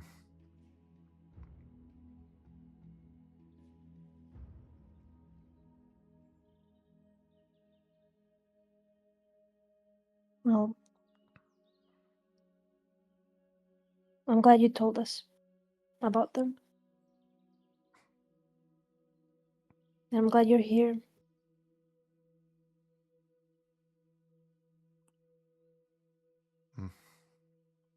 He just continues his drink and sets it down. Well, I'm going to be in the cities for a little bit longer. So, Sienna, I want to say to you about your, well, this. Perhaps we can do some training. But, I'm going to head off. Have a good night. Can I see if he's doing okay? You can roll an insight check. Again, he's really hard to read. But he's a little drunk. Trick! Never mind. Freaking hell. Freaking hell, dude. Yeah, no. Unfortunately, you can't read him. Don't be a stranger. And you just walk out. But he did take the paper with him. Anything else you guys wish to discuss amongst yourselves? I'm just gonna say the town name is more deathless. I'm not even gonna try to write it more deathless. I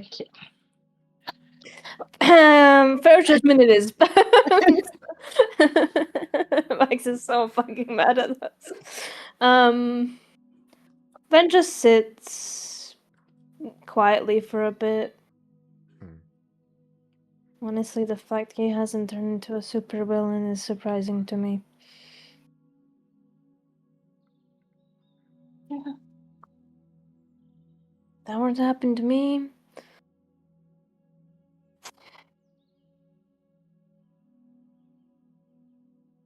I don't know what I'd do. Hopefully it doesn't. Oh, fuck no. Hopefully fucking not ever. But... can't imagine what he's going through.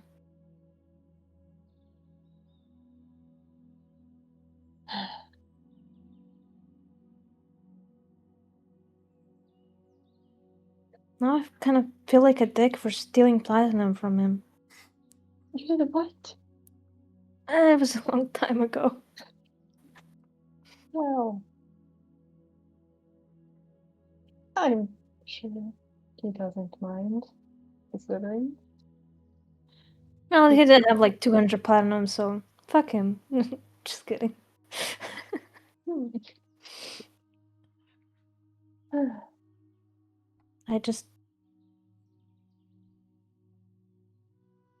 I don't know. This whole fate talk always has me wondering. Maybe it's not even fate, maybe just... Do you ever feel like you were born to do something? Or to stay the same? Maybe a little. But, I feel like it's a little different, I guess. As a warforged, I kind of feel duty, I guess, to protect, to safeguard people, to keep doing what Zero started. Not much. I mean, I guess before all of this happened, I didn't really think about anything else. But I also think, everyone can forge their own path. We are born into this world with a power, big or small, doesn't really matter on an individual level. I think we are made to pull through.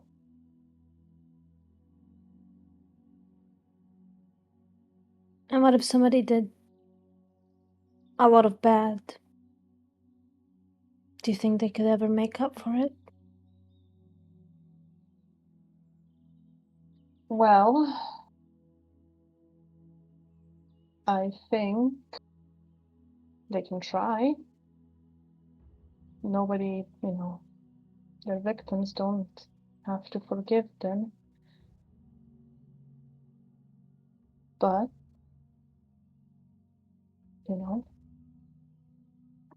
maybe living in that state of repention is punishment enough.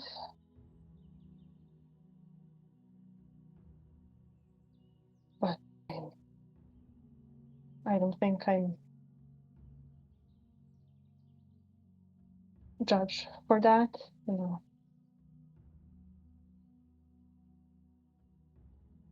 Fair. I guess you're right.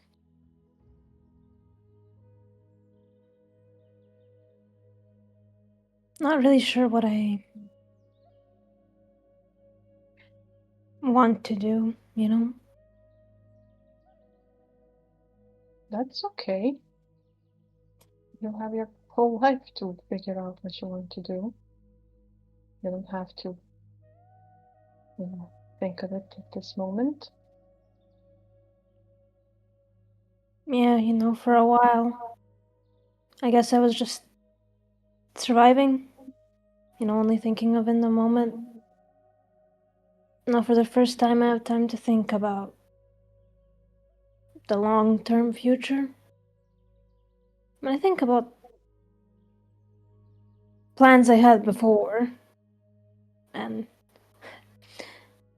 Isabella and others were kind of nice about it to support me, but they still seem a bit silly or small or not as important as other things I could be doing.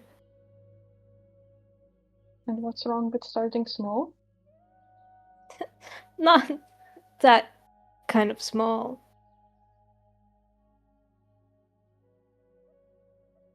No, I actually wanted to be a seamstress, I suppose, or design clothes. Interesting. Just seems a bit silly. No. Then I know you would probably, be helping people less fortunate. Do you think for somebody who's been cold their entire life, being warm for the first time is a small thing? No, I guess not.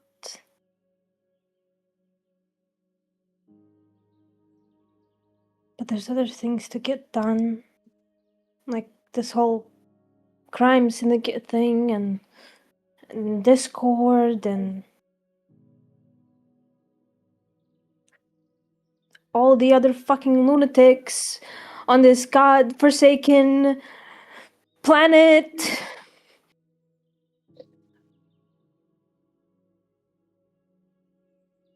Ours is a heavy burden, but I feel there's a way to juggle these things and these responsibilities.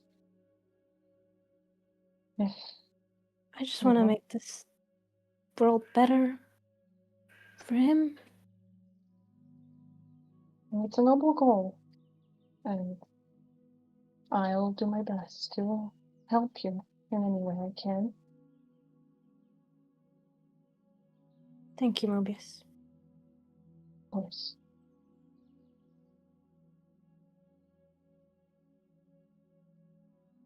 Just don't want him to see all the bad. He has a lot of love, and I don't want that to go away. He's a smart kid. And considering his role models, I think he's gonna turn out just fine. He already has, to be honest. He's a good kid. He is. Now he's an ASMR too. Of course he's a literal angel. Oh boy. I mean, I've been calling him that, but who would have guessed, It makes sense, truly. Yeah. Who knows, maybe I manifested it. Or he did, or something did.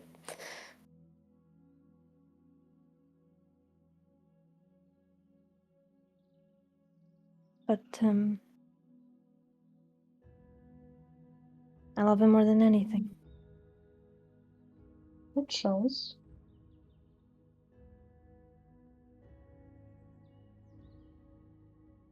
I don't even care about doing what I want as long as he's safe.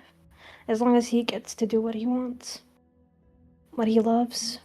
As long as he stays safe. Then I'm happy.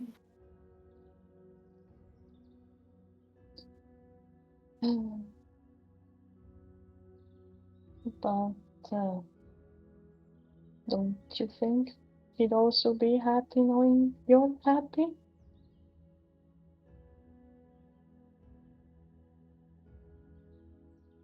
Touché. We need to find balance is very important. It's fine to do things for him. Admirable, really, but it's also fine to do things for yourselves sometimes.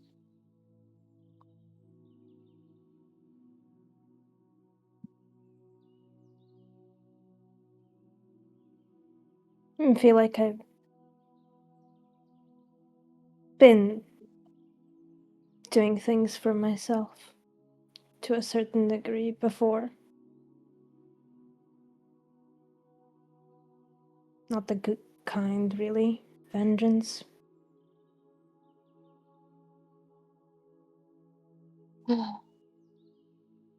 Well, I think there's, still time to make amends.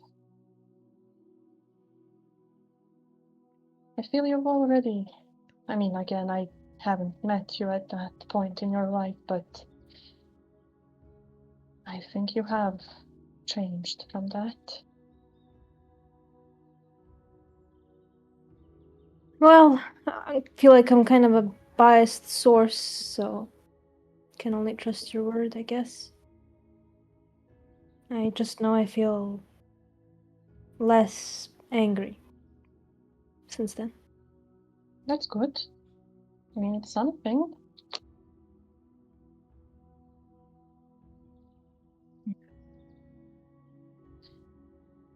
Well, Every journey starts with a step. One leg in front of the other. you're really good at this talking thing. I try. I picked some stuff up.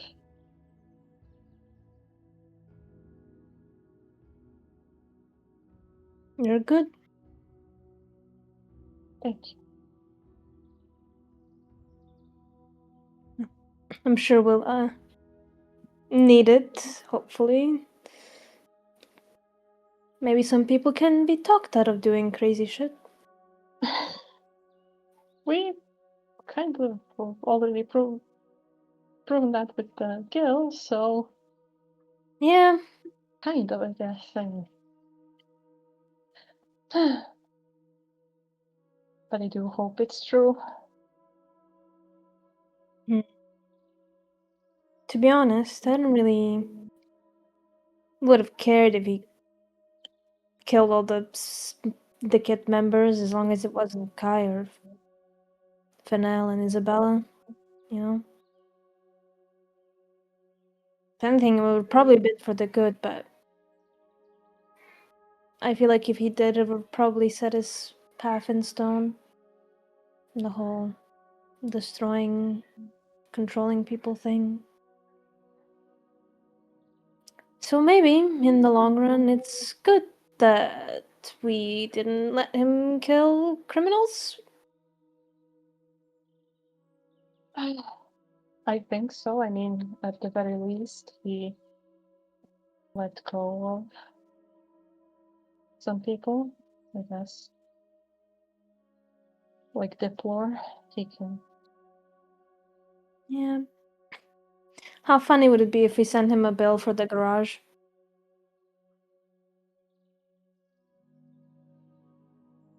Maybe.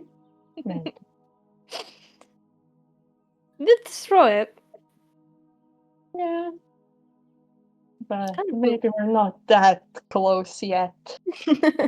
down the line, down the line. Down the line. You know, maybe at some sort of wedding reception, we can send a gift list and we'll just be pay for the fucking garage, dickhead. Perhaps. We'll brainstorm that later. You know, I'm glad you chose our slightly wacky investigation agency. Me too. It's kind of crazy how such a small choice led to all of this. Yeah, sorry for like the 3 existential crises you had since you joined us. It's fine. To be fair, most of them were from the outside sources. Yeah, welcome to the club. Pats him on the back. Kind of like leans and gives him like a side hug. Leans into it. Mobius, you feel everything go a bit quiet as Ben is patting your back, and then they stop. Their hand is no longer on you, but the patting continues. Kind of looks behind his shoulder. You look behind, there's nothing there. Ben, you just see Mobius semi-startled looking behind them. Everything alright? It felt like, I mean, your hand is there, but it felt like You're still patting me on the back. Is it possibly Melody? Or Pulls away the wine glass away from Mobius. Okay, enough of that for this evening. Should we maybe get that checked out? perhaps if I'm not going crazy, this might be my second encounter with something similar today. Encounter with something? When Sienna and I went to help people, there was a small child, and it felt like, as I was helping him, a shadow passed behind me, and then he was gone. But he was. Did he happen to have a top hat by any chance? Well, I'm not sure. No. Okay.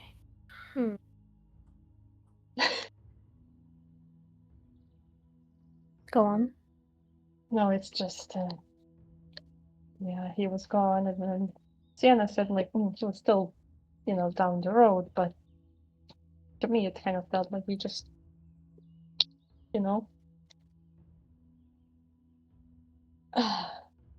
maybe I'm still under stress after everything that happened.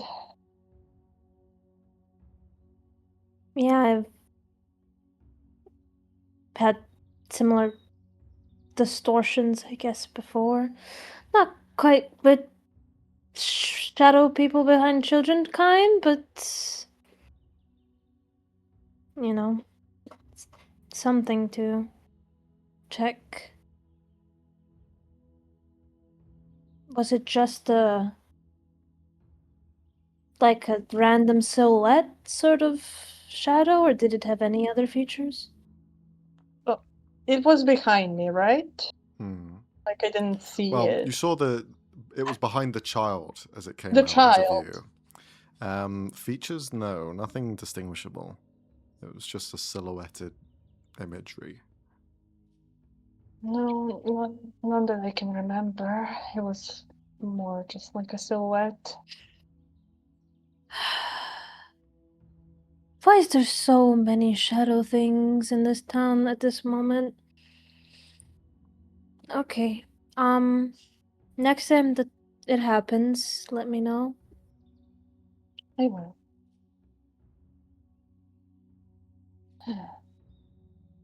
Well, welcome to this slightly crazy club. I feel like I'm way past slightly at this point. Yeah, me too. Just awkwardly pats back again, like. Oh, Well, maybe we'd be a lot more boring and a lot less heroic if we were not crazy. fair point. Fair point. I don't think any normal person throws themselves into danger as much as we do. Normal person would look at that and say, nope, and walk away. That is true. But Alanis. that's why we're here. No? Just nods. Well, it's getting late. Should probably head back. Before any more shadow figures, smiley people, disintegration people, anything might run into us, let's head back. Correct. Before we also traumatize the bartender anymore. It's like looking over in your direction. Oh, you want the tab? Yeah, I can bring that straight away. Don't worry, it's already been paid for. Goodbye. Here's a tip, I guess. Leaves 5 gold or something. Whoa! You just leave that much money behind. They accept gleefully. Forgets everything. Mm-hmm. You leave Hush money. this small pub in the center of the city. Again, the presence of fire giants is much more abundant than it normally is.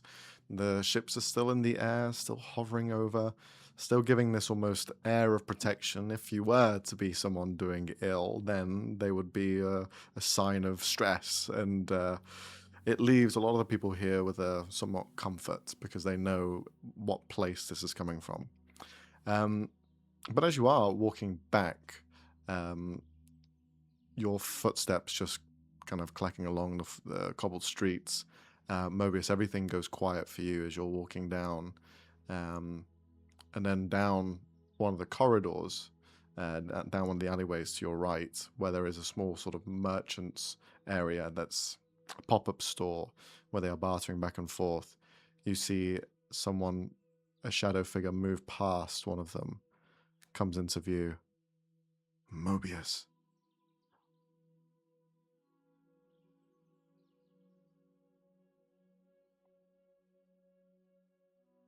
He kind of like looks at it. Do they continue walking fast? Do they stop? So these people sort of at this trade post don't seem to have noticed anything as this figure has just passed the guy in front of him and has said this to you down the alleyway. Everyone else has continued walking, but you've somewhat stopped. Then you see that Mobius has just kind of gone idle slightly. Mobius? Are you alright? They just said my name? Who? Sad, kind of motions for Van to follow him, but walks in the direction of where the voice and the figure were. Sure. Walking over towards the stand, you see the guy finishes trading some beef jerky that he had and sees you guys arrive. Oh, welcome, welcome. What can I do for you? You looking for some fine beef jerky tonight?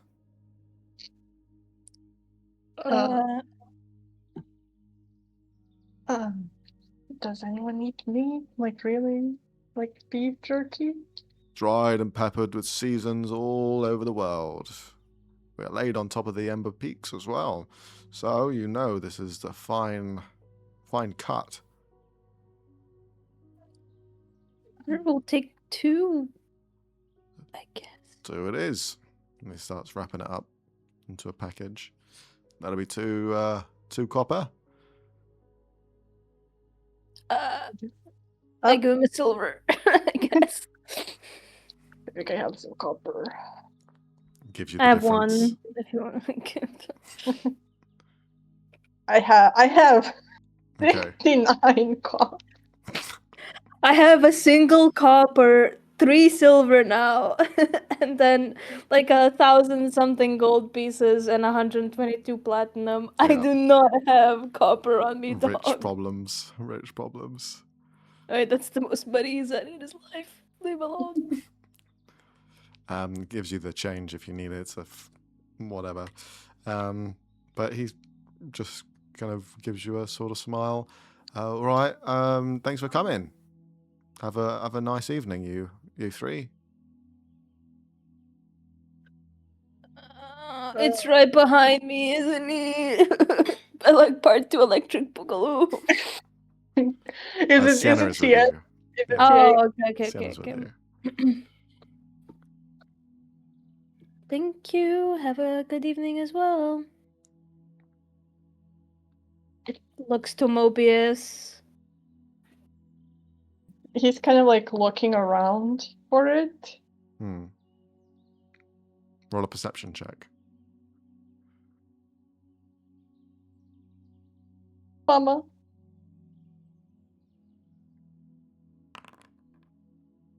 15. Nothing at all. There's more shadows in these streets than there normally is. With the presence of the airships above you, the moon would normally give a good clear view of somewhat of the streets, the main roads at least, but their presence here blocks out the moon and thus causes more elongated shadows that you take a bit of a moment to sort of triple, double check, but you don't see anything staring back at you.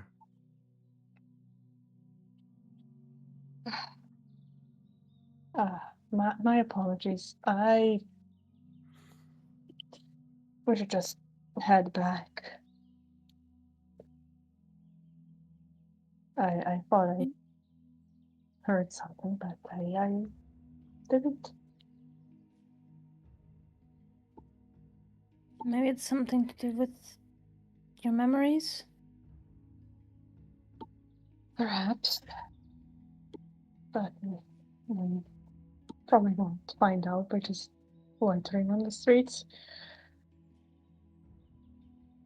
Okay, well, hold on to me then, just in case. Thank you. All right. Just kind of nods in acknowledgement and is keeping an eye out for shadowy creatures. You look around, you see nothing untoward. The city streets are as safe as any, and whatever Mobius is seeing, you've never seen. So you're not sure what they're seeing. Maybe this is something that's real, or maybe it's something in their head. But either way, it's cause for concern. But you head back to the house, and you have another evening. Is there anything you'd like to do on this evening? On this night? Before you have your long rest? Good question.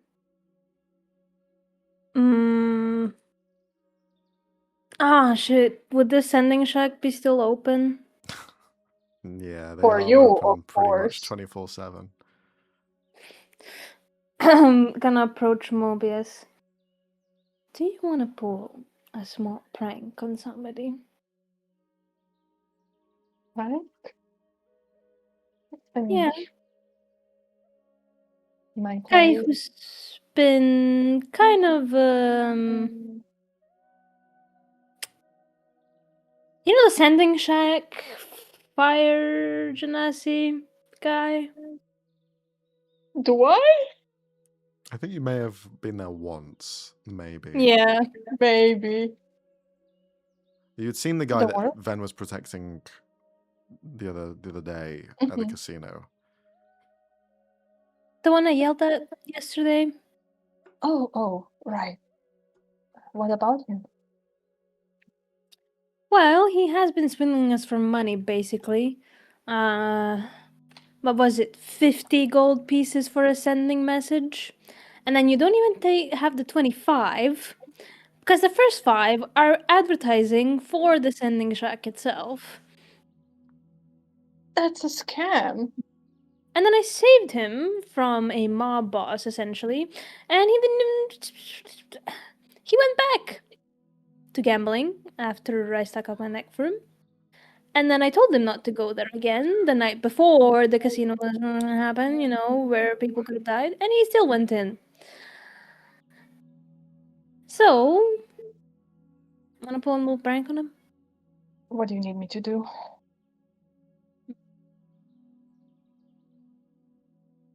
I wanna see if he's going to be tempted again. Okay. It's more of like a test, really, rather than a prank, I suppose. Since he Yeah. hasn't seen you the most, maybe tempt him into gambling again, and then if he agrees, we can spook him. Okay. But how do I try to bargain for the price or? Maybe just casually mention that there's gonna be a different gambling place now that the other one is kind of blown up. Okay. I can try. Like, I've seen you around there, and you seem to be testing your luck, or something. Okay. And then, if he agrees, you lead him down to where I'll be, and then we spook him. Okay. I am a little bit. I feel like I stand out in the crowd, so maybe he'll see through it, but I can try. All right. We'll give it a shot, and hopefully he says no. I need to message someone anyway, so. Okay. All right. You head over to the sending shack in the middle of this thoroughfare road. The road is quiet at this time in the evening, but the sending shack is still there and open. All of its shutters still wide up. You can see, sort of reading a newspaper, the young Fire Ganassi just sat there whistling away as he's just by himself. You approach Mobius as he's still looking. Good day, sir. Puts the papers down.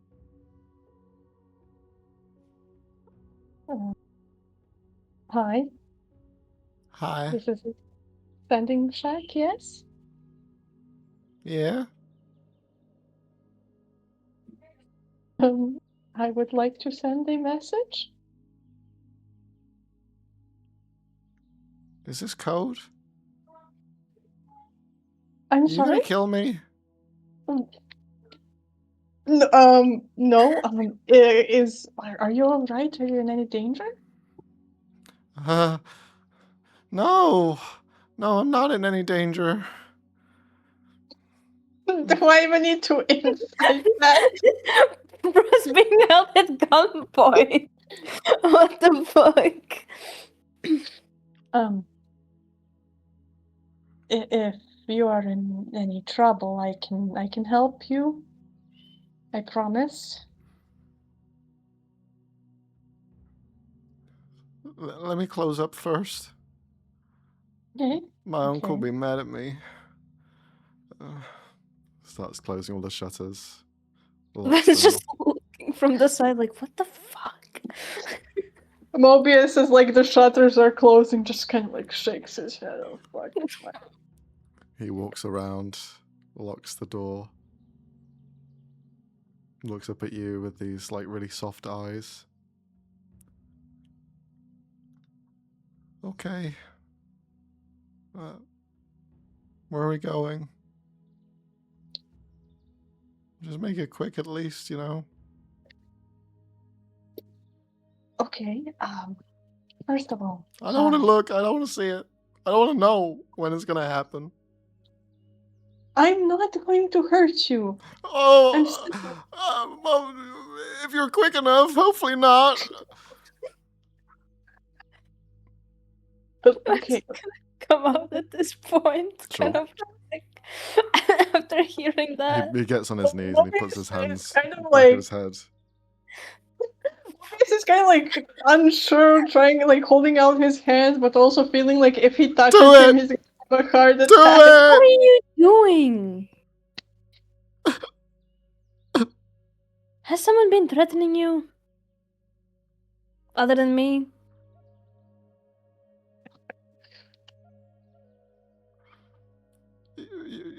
You were at the casino.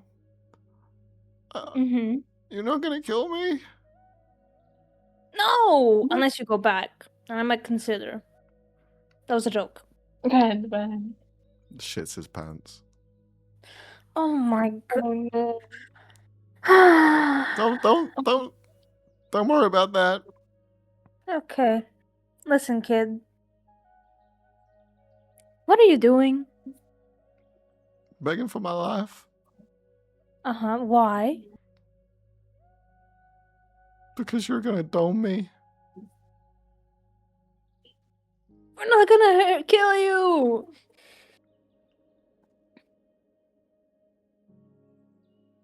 I don't believe you. I've been trying to get you to stop gambling for the past 6 months! And I gambled. Isn't that cause for killing me? No! Why have you threatened me every time then? Because I'm trying to get you to stop doing it and it's frustrating because you keep going back. Because I don't want that life for you because you're still young. I have a problem. I can see that. And look where it got you. You think people are gonna kill you now? All for what? Temporary joy? Of maybe winning? It doesn't look like you were winning either way. No offense. Nah, I'm not really good. Yeah. Well, So I don't. you're not gonna kill me with your chest beam?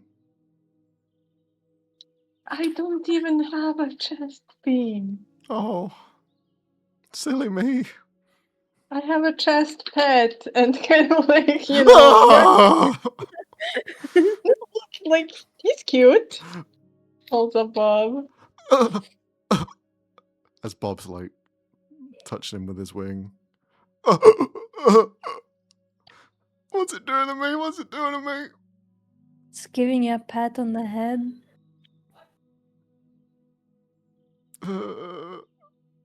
Thanks. Can we get it Very away? nice. But well, look, I don't know. I hope this will help you, curb some of that temptation away. But the casino is no more.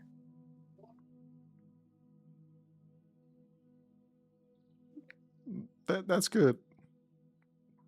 Yeah. That's good. Maybe you should take up a different hobby. So instead of every time you feel that itch, you go do that instead. Horse racing? Mobius, hold me back.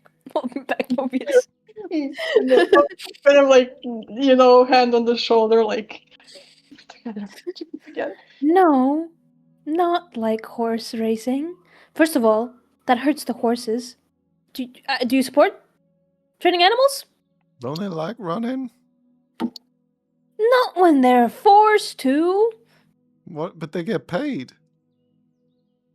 Do you think horses have the awareness of economic statuses and money? They don't care. They don't. Fucking cool. No! Anyways, besides the point, you should take up something productive.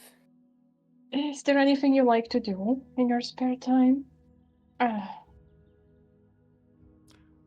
Things I'm not comfortable with sharing with you two. Oh. Okay. What? What do you want me to say? I know it's different, but I saw you reading, the newspaper when we came in. Taking up reading as a hobby. Oh, no, I had some porn magazine underneath there. I don't give a shit about the news. Okay. Listen, kid. I'm gonna kill myself. What was your name again? I don't want to give you that. Okay. I don't want you sending me some sort of sending spell. I don't have a sending spell, that's why I come here. I can help with that.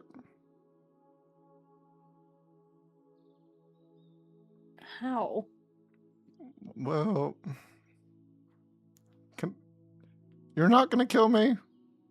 No! Okay, so I'll get up then. And he starts standing up. Jesus. Ow, my knees. He heads back to the sending shack, opens it up, lifts up one of the shutters. I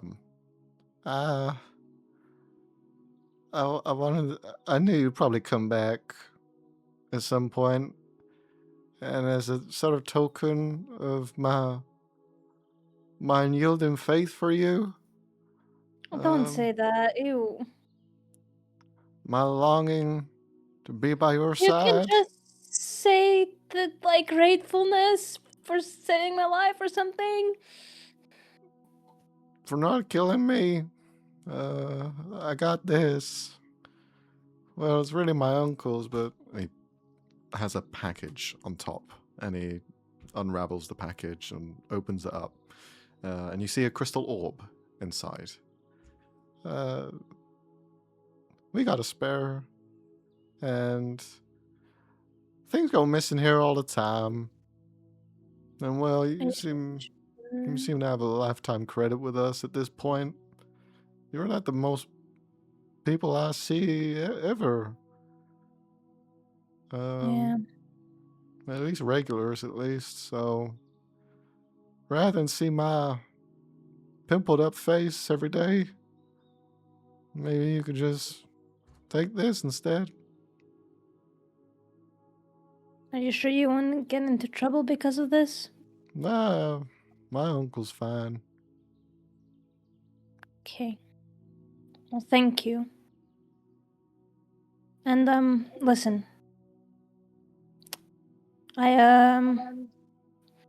You probably don't give a shit, to be honest, but I've dealt kind of with addiction before, and I know it's hard to stop, but it only leads you down a dark path, and you're very young, and you don't need that sort of thing. What helped me was to write, whether it was poems or just journaling or just writing fuck you on like 20 pages, you know?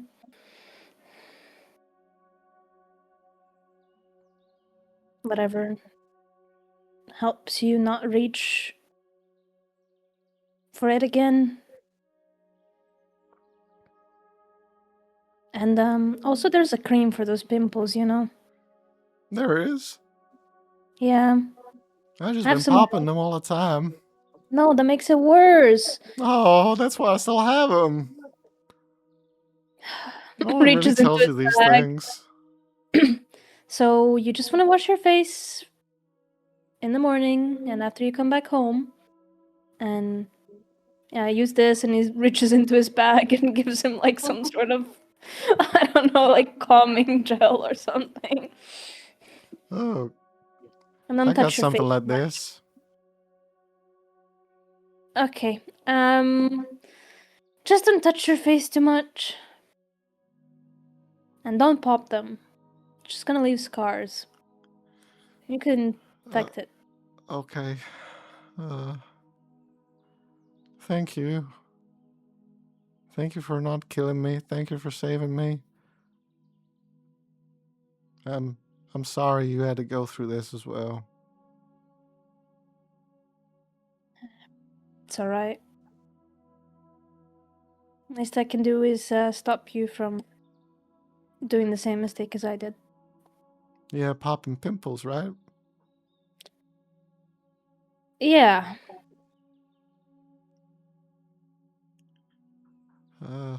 I guess I won't be seeing you anymore then. Well, maybe we stop by just for fun. Unless you don't want to see us anymore, then we'll fuck off. And What's fun? You're gonna break my legs? why do you think I'm gonna attack you? I saved your life yesterday. You might have changed your kinda mind.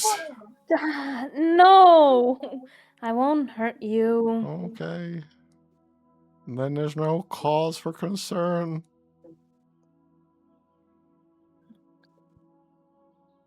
For fun, I meant just like for old time's sake, sort of thing.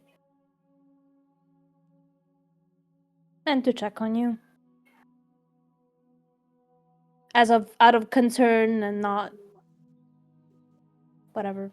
Why do you like me so much? I don't think I like super like you or anything, just I don't need you to say the L word.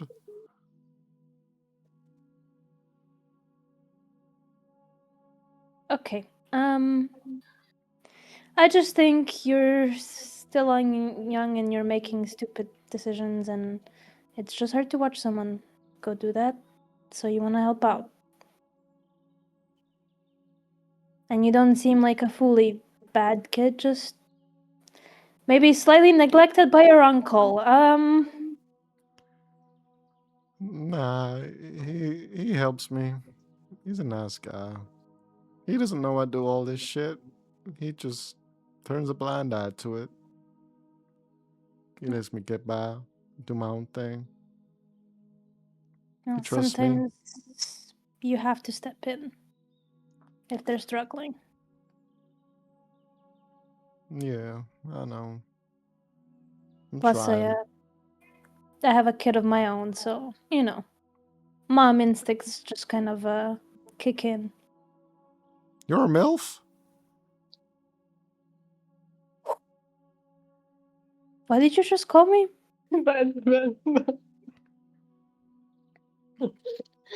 What? You're hot. Okay, kid, listen. Don't say that to people. I'm nice, but some other one will probably punch your guts out. So, You said you liked me, so I didn't think you would.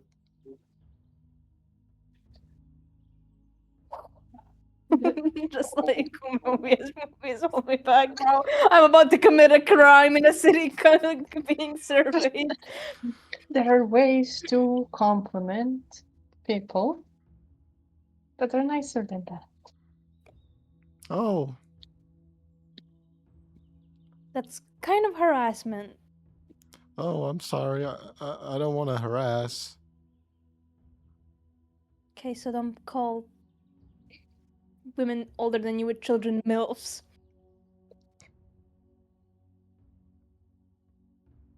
What do I call them then? Mrs. Even if they're not hot? Yes! It's No. basic respect. Also, you know, attractiveness is objective. I think I'm finally getting it. Mm-hmm. All right. Damn. You wanna smoke? Yeah. What kind of cigarettes you got? Wait. Are you addicted to those? No. Just curious what you got. Oh, never mind. No. It's okay. Forget I said No. anything. Let me see. No, you're scaring me now. Can I see if he has them on him? He's got them in. There's like a bulge in his pocket. I yoink them out. Hey! I squish them and burn them in my hand. What? Those are bad for your He lungs! sniffs the last remnants of them as they puff away. I disperse them with my hand.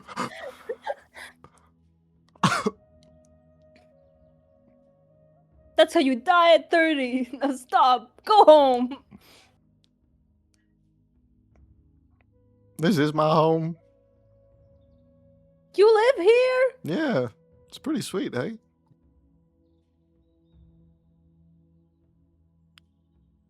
Ben is considering calling child services on this uncle. Kind of, like, just holds him by the shoulders for a second. Are you okay?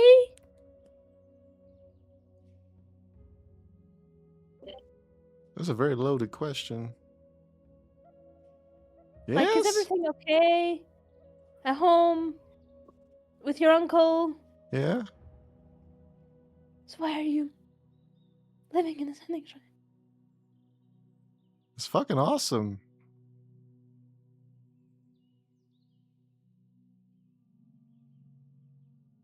How old is this guy again? Is he like 15 or something? No, about 17. Oh, okay. I thought it was 15 the entire time, and I'm like, who the fuck? Like, he's a 15-year-old! And he gets you food and stuff, right? Oh, yeah. Okay. He's like a multi-millionaire. He's got so much coin. Why doesn't he buy you a flat then? Oh, shit. I don't know. Maybe To be honest, I ask never him. asked, so... Yeah, maybe ask. Did you know that these things, these scrying orbs, they're like a scam? You Yeah, get I only know. 20 words? Yeah, I know. And you gotta pay 50 gold? Yeah, I know. Did you though? Yeah, Yeah, what? just kind of didn't have any other options really, so Oh. Well, now you do. yeah, and thank you again for that. You fucking weird kid. Alright, goodbye. Bye. And also, I'm only 4 years older than you, so I'm not that fucking milf. And just You walking are? away. Why are you Mobius is talking like going you're my mom? Just being dragged away by Mobius. Just... At least you're not a gilf. I mean, a well-adorned woman.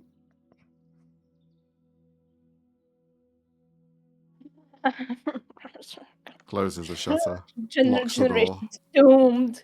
Why am I even saving this world if this is how the teenagers are acting? Mobius is kind of like rubbing his back. Like half drunk, just like looking at this kid. I'm Don't so. even bother. What is wrong with him? You did as best as you could. MILF. Just kind of like mouthing it to himself on the way back. Oh boy. Right, you return back with the orb in hand now. The orb has infinite amounts of sending. You can send as many times as you'd like. Has no expenditure, no sort of delay either. It's instantaneous. And you have full 25 words to be sending to people. He's gonna send one to, I believe it was Zero who took a kisses Yes. orb thing. He's gonna send a message to them. Mm-hmm. Hey, Ven here. How is the a kiss stuff going? Let me know if you need help or if it's finished. We are in Alexshire. Bye. Message comes back pretty straight away. Hello. All is going well. The body is trying to forge alongside the Matrix. It is a process. He is adapting. Soon he'll be walking and talking and moving around by himself. I am very confident. And he is very eager. I am in Duskwind. Okay. Do another sending. Do you know how long until then? Should we go to you or will he go to us? Glad it's going well. Also, Mobius says hi. Bye bye. Response comes through. I would give him another month or so, just so that he is fully paired together. If you wish to visit, by all means, message me again. Until then, I wait to see you. Hello, Mobius. Can Mobius hear it through the orb, or is it just the one who's casting the... Okay, good. It all comes through the orb. Oh, well, that's good. Good progress. Rolls invisible here. Mobius like nods along. You know, we could visit at some point if you want to check out whatever the seeing shadow people thing is. If anyone knows, probably them. Yeah, you're probably right. But we also kind of need to figure out what is going on with the rock as well. Yeah, that is a little bit concerning.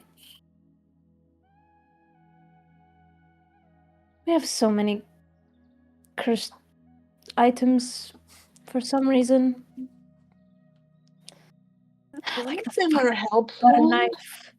I swear to God, one day when he's asleep, I'm staging a heist and I'm stealing that thing and he'll never see it again. I wish you the luck. All the luck in the world if you try that. Thank you. I feel like I'll comically fail as it slips out of my hands, only to stab me, but, you know. One day, when he least expects it. Worth a try. Only jokes, but it's late again. Let's not have a repeat of yesterday. You can say that again. Thank you for today. For Of course. going along with my shenanigans. Oh, it was my pleasure, Red. Even if it didn't pan out very well. He's young. I'm Yeah. sure he'll come around eventually.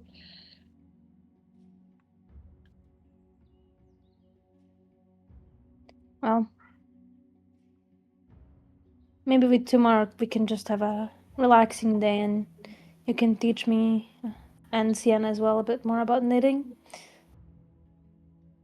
It would be my pleasure. Sounds good. All right. Have a good night. You too. You have your next long rest. The next day comes, and this day you have some of the members of the Cherry-Picked Heroes at least arriving to help out with the situation with Mara, since they had arranged to be there in a few days, since they were busy in the sort of leading up to this day. So you know they're going to be arriving later in the afternoon. You have the morning to yourselves. Is there anything you'd like to do, either in preparation or just for the day? Do the typical mom stuff where everything has to be clean because guests are arriving. Yeah, I thought so. Just take it slow. Maybe cast a little sending to Diplore of like, hey, hope you got wherever you live safe. Hope you're alright. Thanks for the drinks yesterday. This isn't going to be a normal occurrence, is it? Is that all he sends back? No, just wanted to thank you for the drinks and check on you. That's all. Won't bother you any further. Bye. It was a breath of fresh air. So, thank you for listening to an old fool.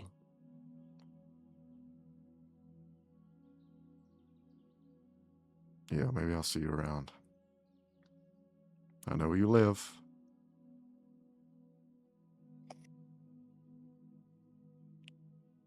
Just looks to Mobius. Ominous as always. Well, at least he's holding up as well as he can. Yeah, I guess that's the most you can do.